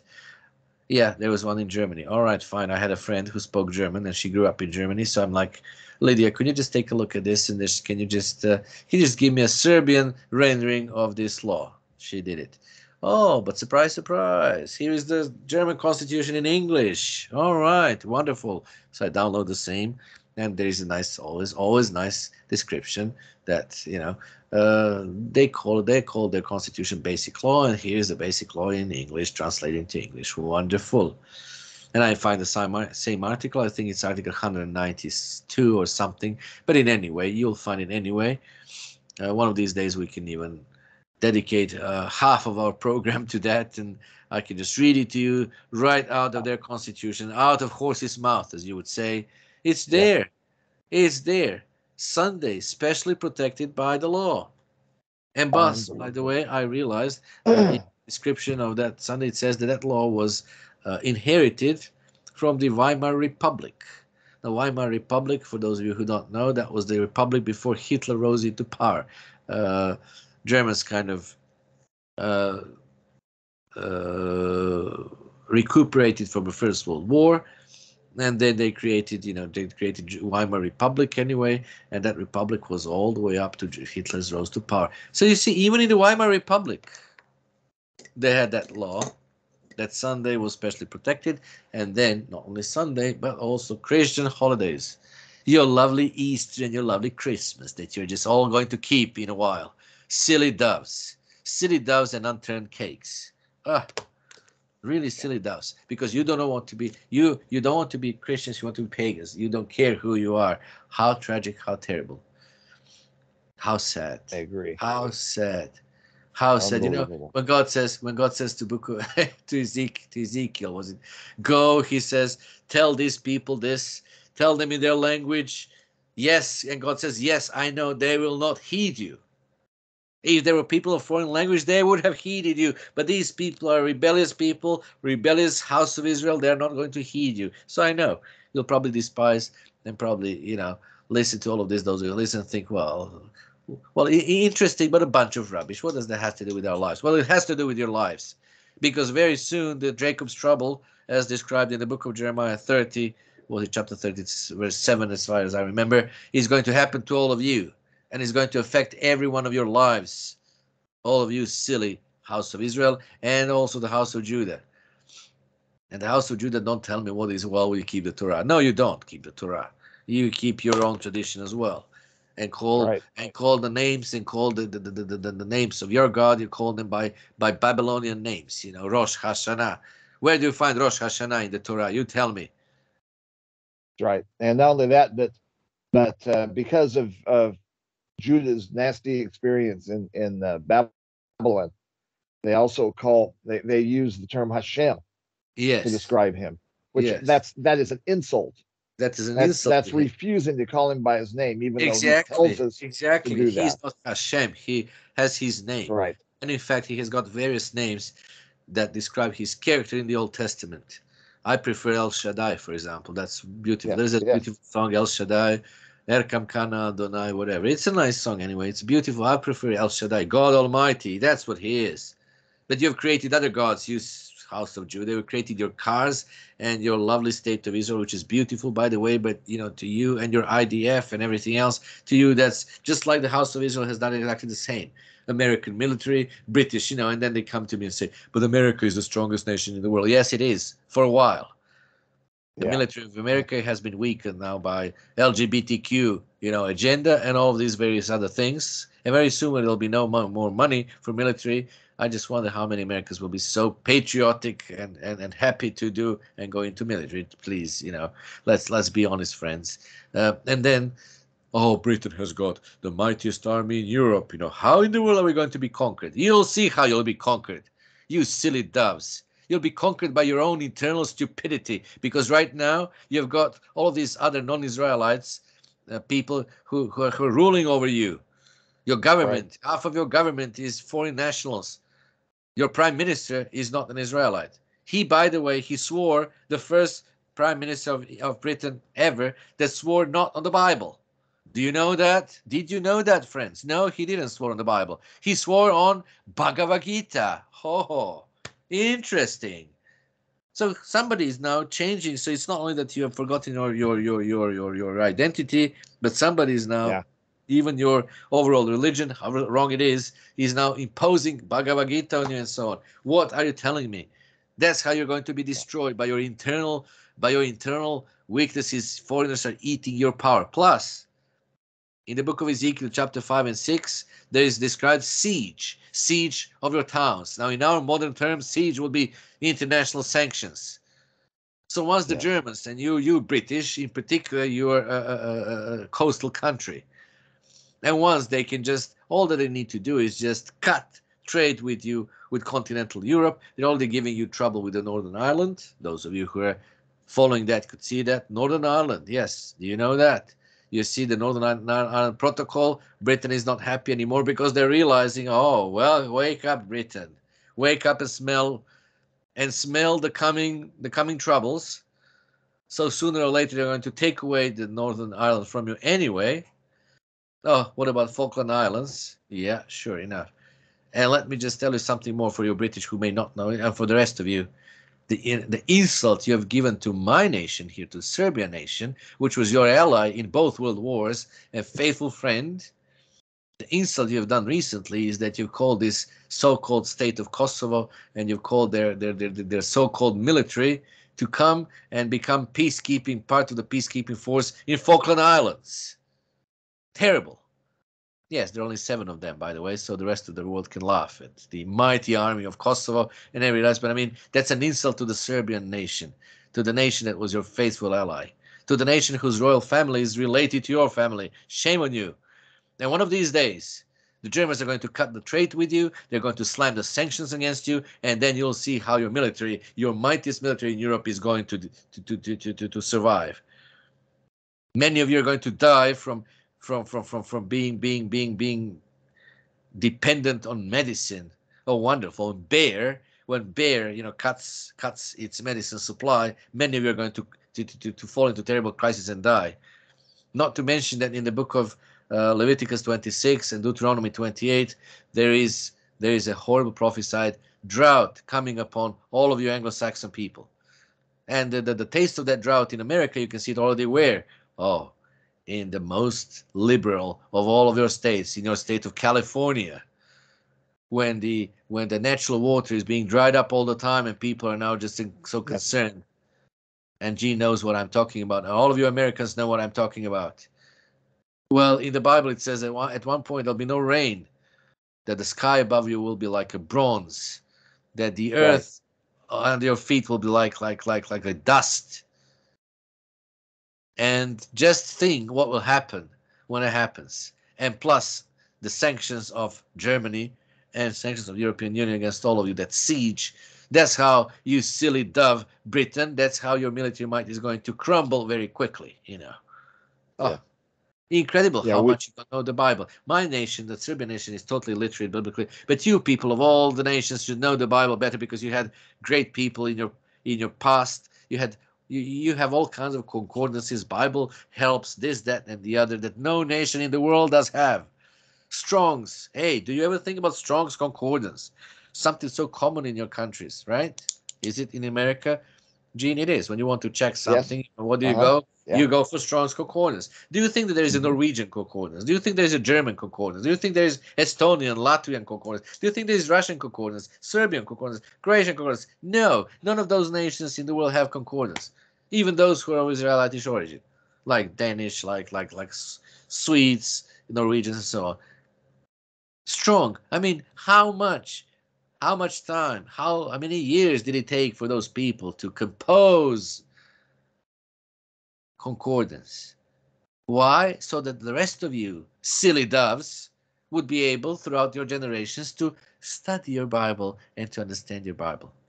But you just spit on all of that. No, we don't want to be God's people. Bible is not relevant book. No, you say we are so wealthy because of, well, of course, because we deserve that. We deserve that. Aren't we Christian nations? Don't we spread Christianity to the world? Don't we deserve to be this wealthy? No, you don't. You deserve to be Right. all, you all to be spanked on your bottoms and be told who you are and go through re-education program so that you would understand that you're Israelites. Silly doves, Right. rebellious house. The same And goes for why can't we see the blessings of Abraham yes, that have been on us for centuries? Those centuries. blessings are now going away. Those blessings Right, are dissolving away right, in our sight. exactly. Exactly. Blessings that no nation in the world has ever Right. enjoyed. Many That's of you true. silly doves went to Qatar this year to watch the World Cup. Well, have you seen Qatar? Beautiful little nation, by the way. Very strict, Gene. I had to go to Qatar on my way to Sukkot, so I because of Ah, uh-huh. well, my reserved flight was given to somebody else, so they just had to keep me in Oh, Qatar for an extra day, an extra night. Fine. All right, they gave me a room, they gave me a nice hotel room uh-huh. within the airport, whatever. But I thought, let's just kind of investigate a little bit.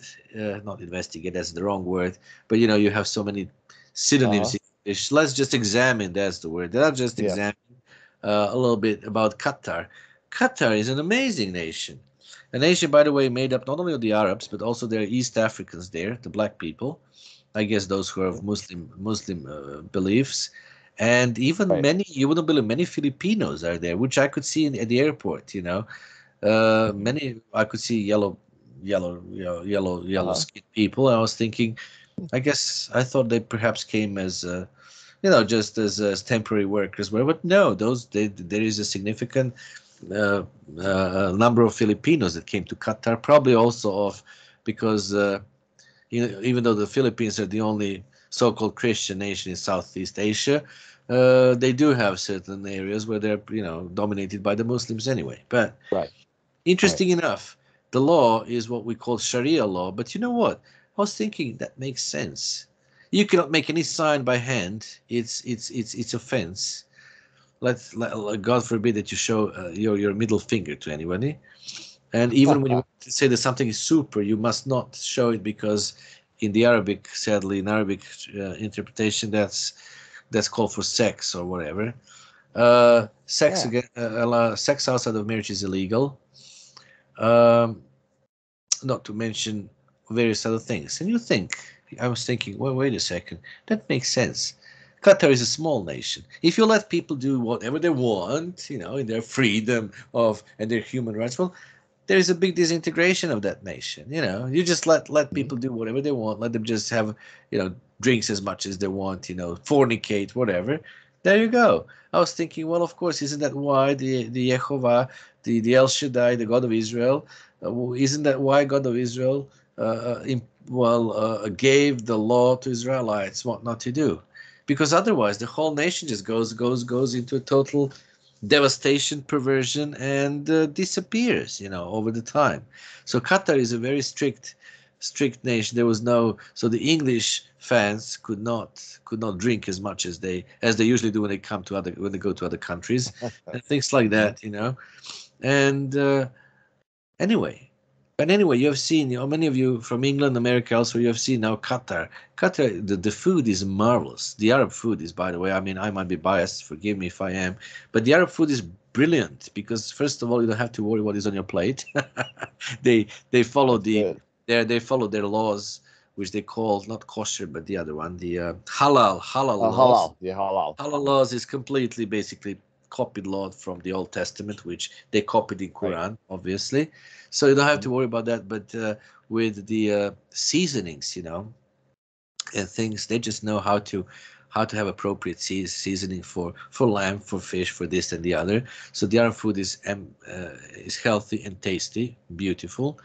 But anyway, even in Qatar, when you go to Qatar, you can see all of you English people and others who went there.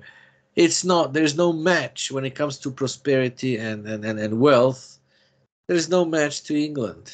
There is no match to America. There is no match to Canada. You name it. Right. No match to Scandinavia. Because why? Well, because you are descendants of Abraham and the blessings of Abraham are upon you. But like you said, like Gene said, it's vanishing now. Why is it vanishing? Well, because your sins, like that, Yeah. vanished Do you have Vanish branded in your country? I don't know, but Vanish is here called to. Vanish is a brand of chemical that you can use to eradicate the staunchest, spots that might be on your All clothing. stains, Anyway, yeah. yeah, all Right, stains. yeah. That's the word. Mhm. So anyway, your sins, Americans and British and others, are is the vanish that is just Yeah, making all those blessings vanishing. That's what it right. is. And that's why God, because you want to, I'm realizing more and more. Again, I told that last time, I think, but I'm repeating now myself. I'm realizing as time goes on exactly why God is going to let it really happen. The chief reason is not only that you want to be, well, the chief reason that you want to be Bible ignorant, that you hate Bible, you hate God of the Bible. You don't want to actually accept your identity. You don't want to accept who you are. You would rather be pagans. And God says, "Is that what you want, my children? Fine." Just like He said to Adam and Eve in the Garden of Eden. You want to eat this tree of good and evil, of the knowledge of good and evil? Fine, go your way, my children. Do it yourself and see where you'll get to. And see where we get to. We are just almost getting to destroying everything around us. First, we're destroying the Yeah, earth, and then we're going to be destroying one another. that's right. And Uh, what we need to realize as Israelites is yes, we need to remember why our ancestors were kicked out of the land.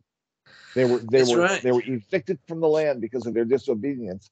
Do we Yes, think do we think that we can continue to disobey, but they'll let us in? yes, of No. course. That's the thing. We got to Yeah, figure out. you need to We have figure to out because understand that we have to get our because act our together. Israelite nation said, "Well, sure, why not? Look, we are just decent, nice people. Look, it's not that you're not decent people. Many of you are much more decent than many others because others are pagans."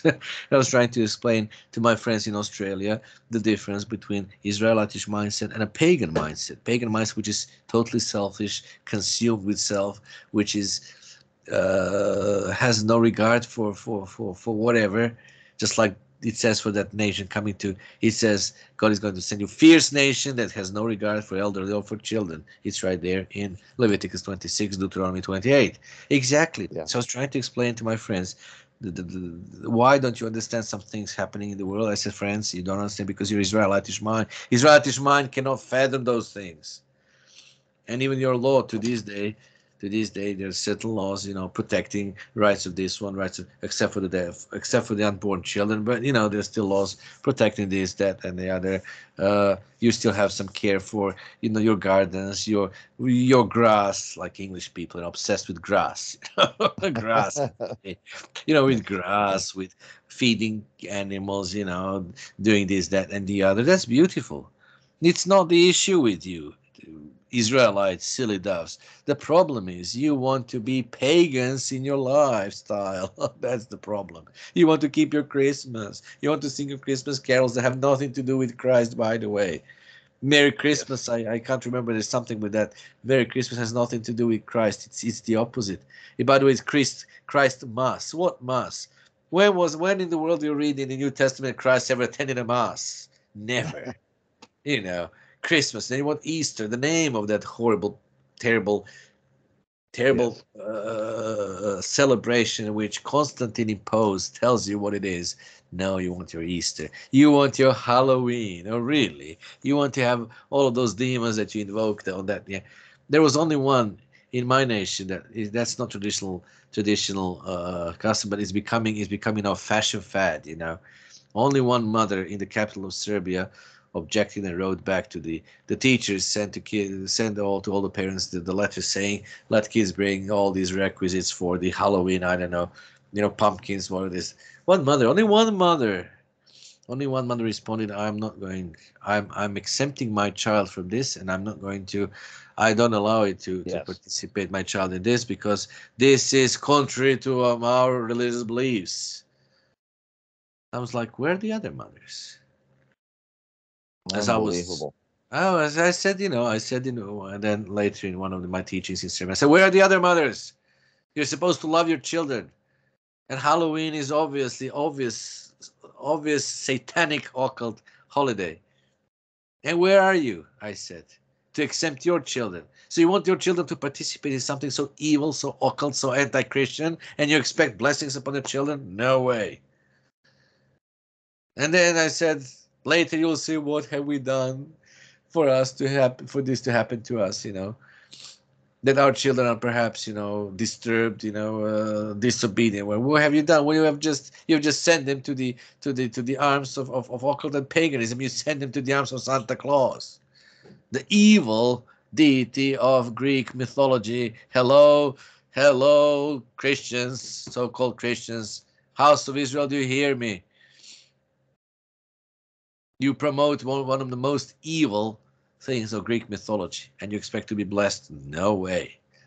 Oh, Santa Exactly. Claus is coming to town. Yeah, he knows if you're good. Oh, how disgusting can that be when you know the truth? Once you know the truth, the Messiah, the Yeshua said, that's in John 8:32, you shall know the truth, and truth shall set you free.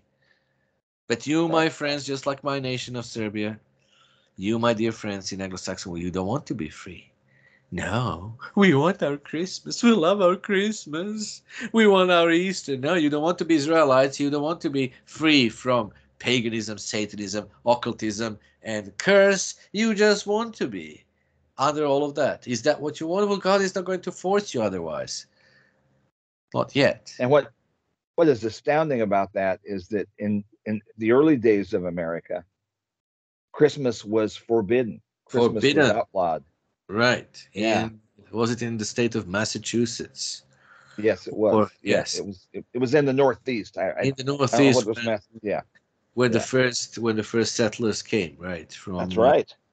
right. That's right. It So was there, when the forbidden. first settlers came from England, hello England and America. When the first settlers came in that very area, Christmas was forbidden. Why? Because it is not in the Bible. Because it has nothing to do with Christ. Hey, good morning, America, Britain, anybody there?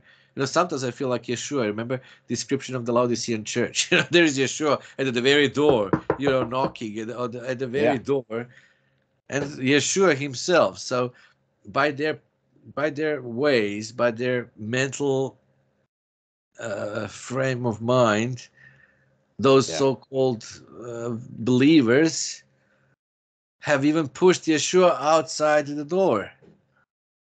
And right. he is knocking, saying, "Hello, anybody home? That's right.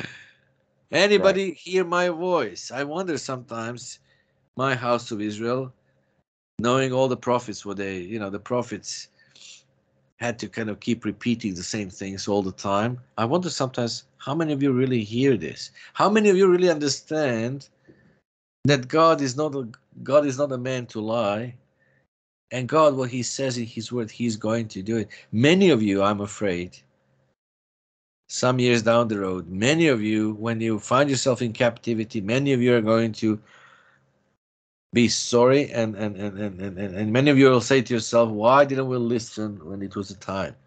Thankfully, it will not be late even then, and thankfully those of us will not be able to give you program perhaps, but there'll be those two witnesses out of Jerusalem who are going to be witnessing to you, telling you exactly the same things.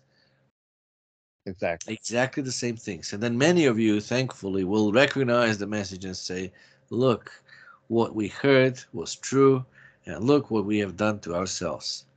And Yes. to our children, by the way.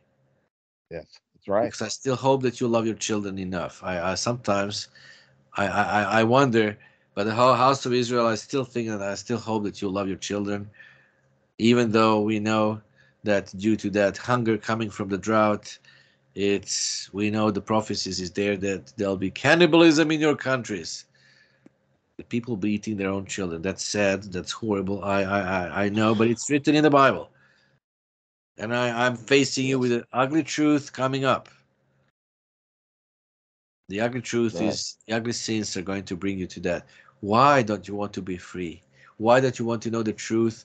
Because all the truth we know about Christmas and Easter, friends, all that truth is written, in what language? In your English language. Do you think that my Serbian native tongue has got anything that speaks about the origin of Christmas and Easter? Other than things that I've translated from from foreign literature. That's about it. Thankfully, recently we've been finding some kind of not much popular books that do speak about some Serbian customs, totally anti-biblical anyway. But Easter, Christmas, all of these things, no. In the past, even on the national TV, the announcer would say in the evening news, the most popular news, the announcer used to say, Christmas is a holiday of pagan origin, but then he would then continue to speak about Christmas customs in this nation. Or Easter is that used to be like at the end of the last century. That was it. Yes. But all the truth, what God has blessed you with. I mentioned Strong's Concordance as a case in point, if you wish.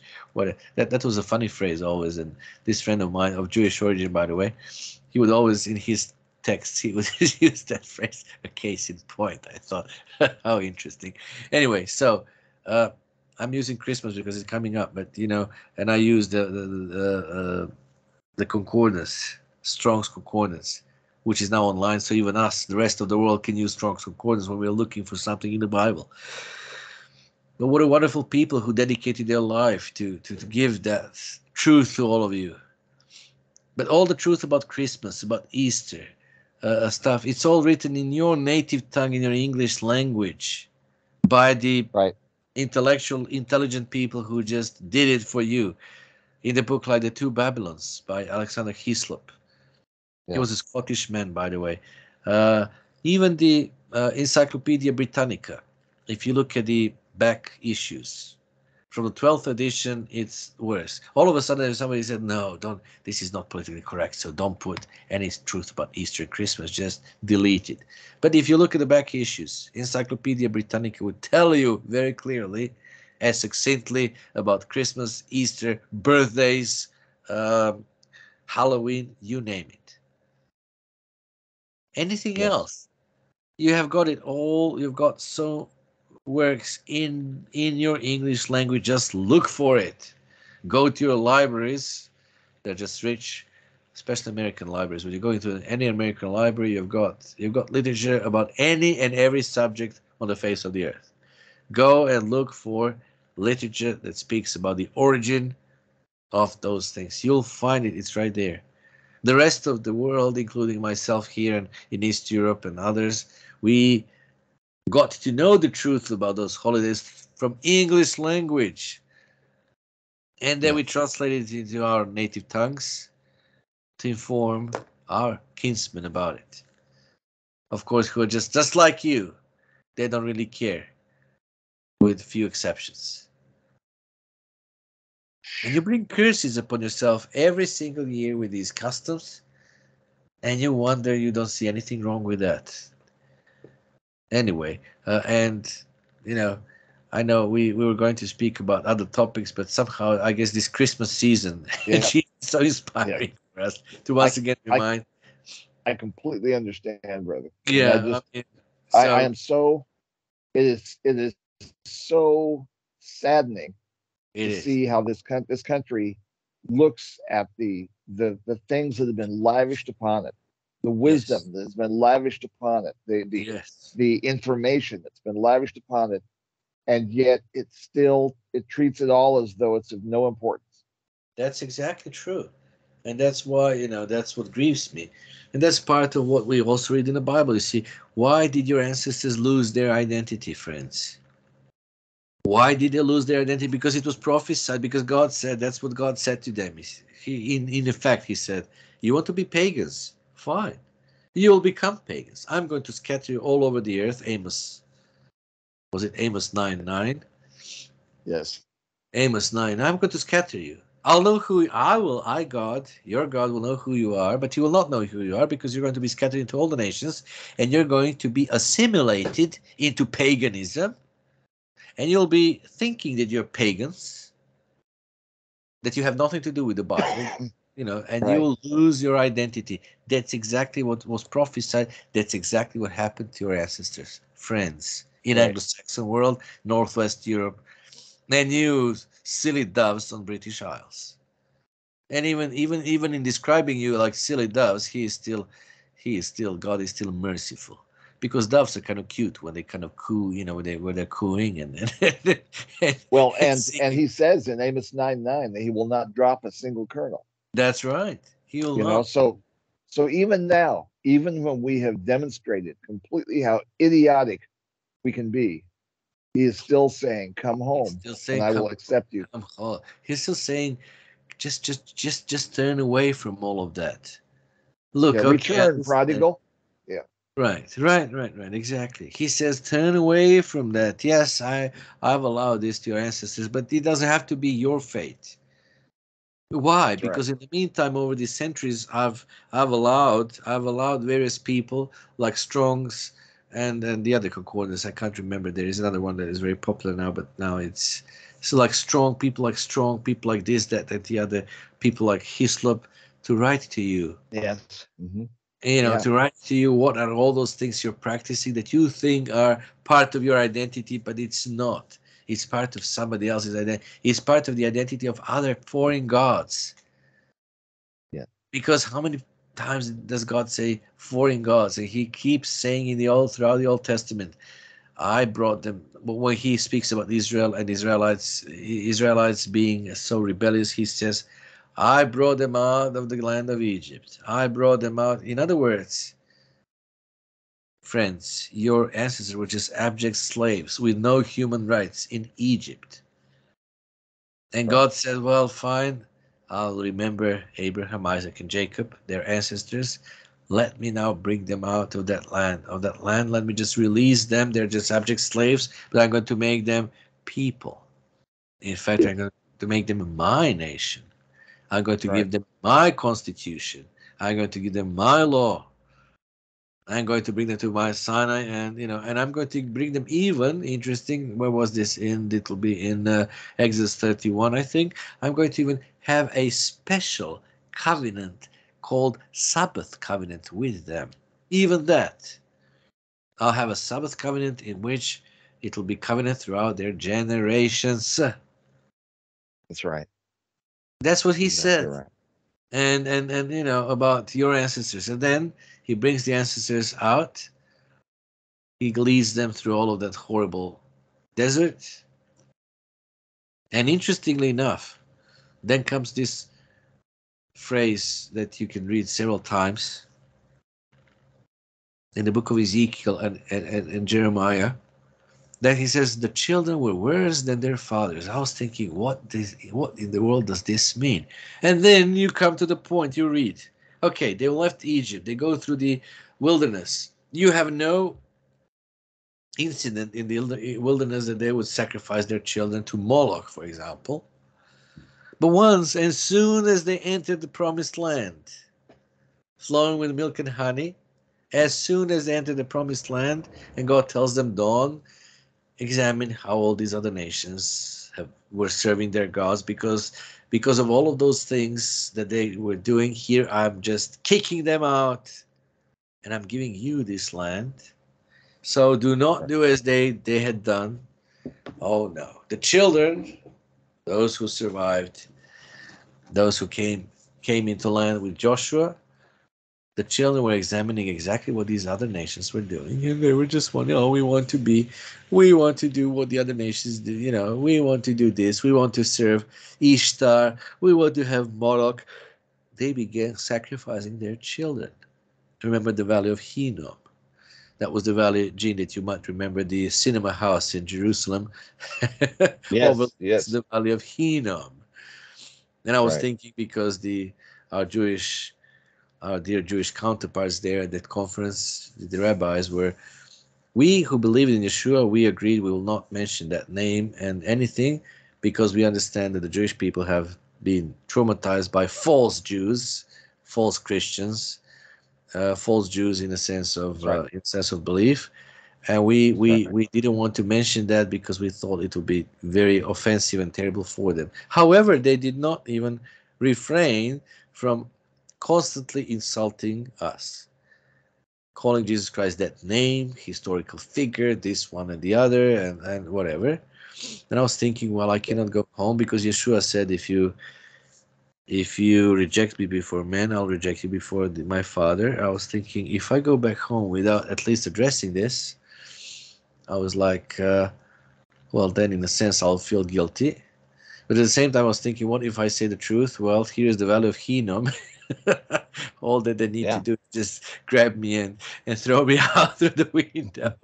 But I said to Eternal, not to Hashem, but to Eternal Yehovah, to El Shaddai. I said, if that's the price, let it be so. But I'm not going to deny Yeshua. I'm just going to mention him in positive term, in positive way, because we were very nice and kind, and we didn't do anything wrong against against those rabbis who just, and among other things, my dear house of Judah, those rabbis were telling us how Zohar and Kabbalah and Talmud are basically true religion as well.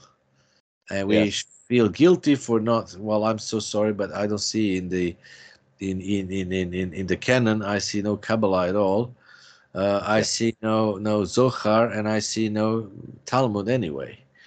So Right. Talmud, for those of you who want to have endless, useless discussion of this, that, and the other, God has given us very clear instructions, and we don't need really useless things about whatever, about how to keep the Sabbath. Well, He says how to keep the Sabbath. That's right.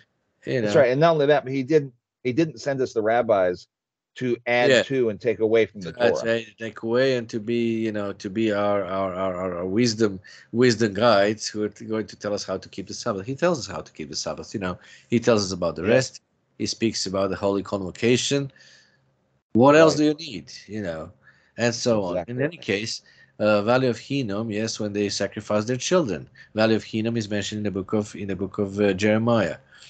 And Mhm. today, Cinema House in Jerusalem overlooks the Valley of Hinnom. I was thinking that I might end up in that valley as well, but I didn't. In any case, the point is this: the children became worse than their fathers. We read, and I was thinking, well, what would that mean? Well, it means exactly what it means. In the wilderness, there were no other nations, and they were not examining how the nations served God. When God said, "Now it's time to move," they moved. At night, Yeah. they had the pillar of A fire. fire Yeah. warming Hmm. them. At day, they had like a cloud Yeah. that was Pillar of shielding cloud. them. Yeah. Yeah, That's right. yeah, yeah. What was the name? There is a Shekinah glory, right? That was the one, the cloud, Uh wasn't huh. it? Hmm. So the Yeah. Shekinah glory, that was like air conditioning, protecting them from scorching heat, and that Yes. was it. No sacrifice of children, no Yes. no customs like Easter, Christmas, and others. And then they come into the promised land, and all of a sudden, children just, oh, these people sacrificed to their gods. Oh, these people kept this son. They kept the birthday of their sun god. That's today's Christmas, by the way. Oh, here's the resurrection of the sun god. That's Easter, by the way. Oh, they've got this the Lady of Heaven, the Madam of Heaven, Astaroth or Ishtar. Yes. Because Yes. there was a mystic egg which fell into the red egg, by the way, fell into Euphrates, and out of that mystic egg, Ishtar was born. Oh, really? Give me a Yes. break. So anyway, that's what the children were doing. So they were worse than their fathers. You see. And of Yep. course, they polluted the land, and the land, instead of having milk and honey, today that land is, as we know, mostly a desert. Yeah. But nevertheless, I still have to say, our brother Judah, we can admire him for still making that land tillable and basically, Yes. every piece that they could, where they could plant something and do, they've done it. Hmm. They've made Jerusalem is always filled with Yeah. flowers all over the place. So it's a beautiful thing to know, Right. and it's a But beautiful thing to see. yeah, Hmm. they need to understand. They need to understand that when the two houses are put back together again, the result will not just be Judah. The result will be a combination of all 12 tribes. Oh, certainly. And and And see they don't want that. They want to keep us all looking like Judah, and that's just not going to right. happen. No, That's not no, the way Jehovah wants it. that's not only that, but that'll Yeah, be the case for the whole world because, that's right. and when we get reunited finally, we know that the kingdom of God, as we call it usually, it's also called the kingdom of Israel. That's Uh-huh. right. So that That's means the right. kingdom of Israel now is going to be the role model for the rest of the nations. That's I would right. say, let us go up to the mountain of the Lord, to the house of the Lord of Jacob, and we shall learn his ways, and he will lead us finally. You see, finally That's the right. pagan world is going to stop being pagan, and people will Yes. just want to be grafted into the house of Israel. Yes, indeed. That's right. That's exactly That's right. how we know. That's how we know God plans to save the rest, all the world. That's right. But through the good example of both houses united now, it'll be the house of Israel. To those of you who despise God of Israel, well, bad for you, because the kingdom of God will be also the kingdom of Israel, and all of the That's right. nations will fall under the authority and power of the Right. kingdom of God, or the kingdom of Israel, because Christ is going to be, Yeshua is going to be the king of all the earth. Right. And the kingdom, it says, the earth will be filled with the knowledge of God as the water covers the sea. So there we Right. go.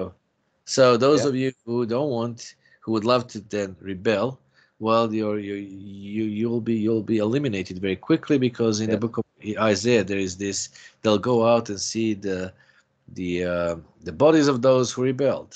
So there'll be no That's more right. rebelling. And you That's right. Israelites, those of you who survived the great tribulation and stuff, and that corrective punishment, you'll be also cleansed. There is a prophecy, I think in Ezekiel as well, that before you enter into the land, you're going to be examined, and all the rebels are going to be eliminated. Enough of your Right. rebellion. Look what your That's rebellion right. has. Well, look what your rebellion has done, not only to your countries. Look what it has done to the world. You may wonder why the rest of the world hates America. Well, one of the reasons, my American friends, is because your tax money goes to your ambassadors who are promoting everywhere, as a mandatory thing. They're promoting LGBTQ agenda.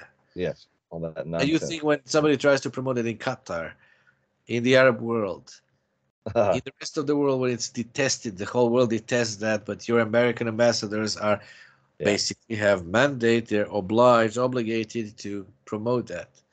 Then you Uh, wonder why people hate America. Well, that's why they hate America. Not yeah. to I mention understand. your abortions, not to mention your Yes. silly administration Yeah. right now, headed by this demented Yes. murderer, who is a Yes. Catholic, by the way. Yes. And of And course, came. even the Catholics won't let him in. No, even the Catholics won't let him in. Exactly. I remember when there was one Catholic priest, he wouldn't give him the Eucharist because of his Right. abortion and stuff. And I was just Right. thrilled. I said to all of my friends, we're not Catholic, but I said, no matter what no matter, I said to all of my friends, please write a note that we, Yeshua's followers, admire this man for his consistency. That That's right. priest, yes. So, Exactly. so that's what it is. And sadly, I do fancy Trump, of course, be in power Yes. rather than Me this too. one. But I understand that Okay. even Trump will not be able to rectify what these criminals have done to America, Yes. with all of Yes. these Exactly. thousands of illegal immigrants getting in and Yes. all kinds of things. So sadly, even Trump, I'm afraid, will Yes. not be able to make it. Well, he'll certainly not make America great again, but we can always give him a comfort, Mr. President. That's right. God of Israel is going to make America great again very Yes. soon. That's And right. very soon after America repents in the Great Tribulation for all of his terrible sins. The same goes for the Anglo-Saxon world, for you Scandinavians, for you people of Benelux, and for the rest of Israelites who are scattered all over the place, Yes. and who, according to Ezekiel 9, cry and sigh for the abominations being done in their lands anyway. That's right. That's So right. there'll be release soon. This wonderful kingdom of Israel is coming. All those of you who don't want to be under the kingdom of Israel, well, you have no choice. You can only, I don't know, you can Yeah. just, I don't I know, don't know. I go, don't know of go any other choice. yeah, go jump the lake, as the Americans would That's say. yeah. That's right. Just go jump the lake, Yes. and That's anything right. else, because the kingdom of Israel is coming. In that That's right. kingdom, Israelites will be repented people, different people, That's right. having, God says, I'll put another spirit in them, meaning His spirit, That's right. and their hearts will be circumcised. They'll be finally That's right. people as David was after his own heart, and then Yeah. it's open the door for the rest of the world. Those of you who don't want it, too bad. You can Yeah. just Try to jump the lake find an if alternative. if that's what you Yes. want. But I would certainly not recommend it because eternal glory, happiness, joy, Yes. peace, love, and the whole universe is, by the way, very, very, very dead. God probably having Right. so many of us would love us to make the whole universe filled with life and joy and so on. And Right. so we're going to speak about the beast power. You see, the beast power, we'll just probably do it some other time. Yes. But Yeah. We'll do that. beast Yeah. European That's power is going to be, and it is already in making, it's a Satan's instrument that has its right. own religious agent called, we Mhm. already mentioned him, Vatican, of course. It will have its Right. own civil, so to speak, civil political kind of agent. It'll be the Hmm. coming European dictator who is going to come Right. into power after this conflict in the Middle East. That there is a prophesied conflict between Iran, the state of Israel, and Syria, and this one is going to come in and broker the peace. According to Daniel 11, broker peace that should last for 7 years, but in the halfway through Yep. that, he's going to actually occupy the state of Israel, then unleash his attack on the Anglo-Saxon world primarily, then conquer the Arabs, and then he'll Hmm. just think that he was going to rule without anybody being able to oppose him. But the Chinese and Russians won't be very happy with him, as they're not happy with with many things when it comes to Europe Yes. today. And Yes. then some rumors will be there from Chinese and Russians, and he will think that he's invincible. He'll go for China and Russia. That'll be the end of this European dictator. But in the meantime, he's embodiment of everything that we have been just talking about, of this so-called Christianity, of the so-called Christian Yes. customs, of Yes. hatred for the Jews and hatred for Anglo-Saxon world. Mhm. He's coming. I was going to tell you about that one, but instead, because of this winter and celebration of paganism in winter, I guess Yes. I was deterred to talk to you again and warn you once again, because I keep, every time I have interview with Gene, my whole first intention is to warn you, the house of Israel and the house of Judah, of the need for you to turn to your Yes. God, Right. get free from the chains of paganism, please. That's right. Please, for your That's right. own good, because you're bringing curses upon your lands, curse upon your families, curse upon your communities, curse upon your own children with Yes. doing things that seem to be nice and lovely Christian customs that have nothing to do with Christ.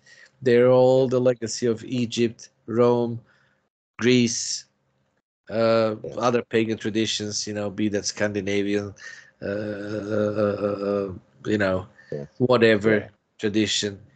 And you think it's I all agree. pleasing to God and it's so lovely that your children will have a beautiful, beautiful childhood, and then one of these days they'll remember how they kept Christmas on the Christmas tree. Christmas tree is described in Jeremiah 10. The Christmas tree is phallus of Nimrod. It's a worship of Right. phallus of Nimrod, friends. Do you realize Hmm. what you're doing every single Yes. 24th, every single December? You're bringing in now phallus of Nimrod. You're letting your children Yeah. associate pleasant feelings with all of that. That's it's Yes. horrible what you're doing to your children and to yourselves. Yes. And Brother, that's, I completely agree.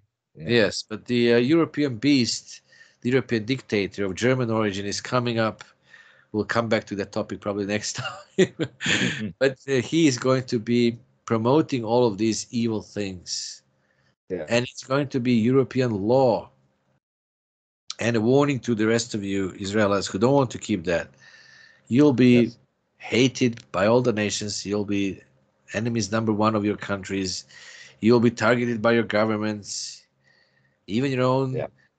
like Jeremiah. What happened to Jeremiah? Even his own kinsmen, even his own relatives hated him. That's right. And that's going to That's right. happen to us because Yeshua says all nations are going to hate us for his name's sake. Namesake, his Right. name is not That's right. Hashem anyway, but it doesn't matter. That's right. That's the Hey, topic. Sasha. Yes. Yeah. Yes. Thank you so much. Thank you so much for enlightening us once again and giving us 2 solid Well, hours of understanding. Right. My last plea with you, House of Israel, please, please, please, please wake up to who you are. You're Yes, yes, Israelites. You're God's and I people, not yes, pagans. that's right. And my version of that same statement is, remember Remember who who you you are. are.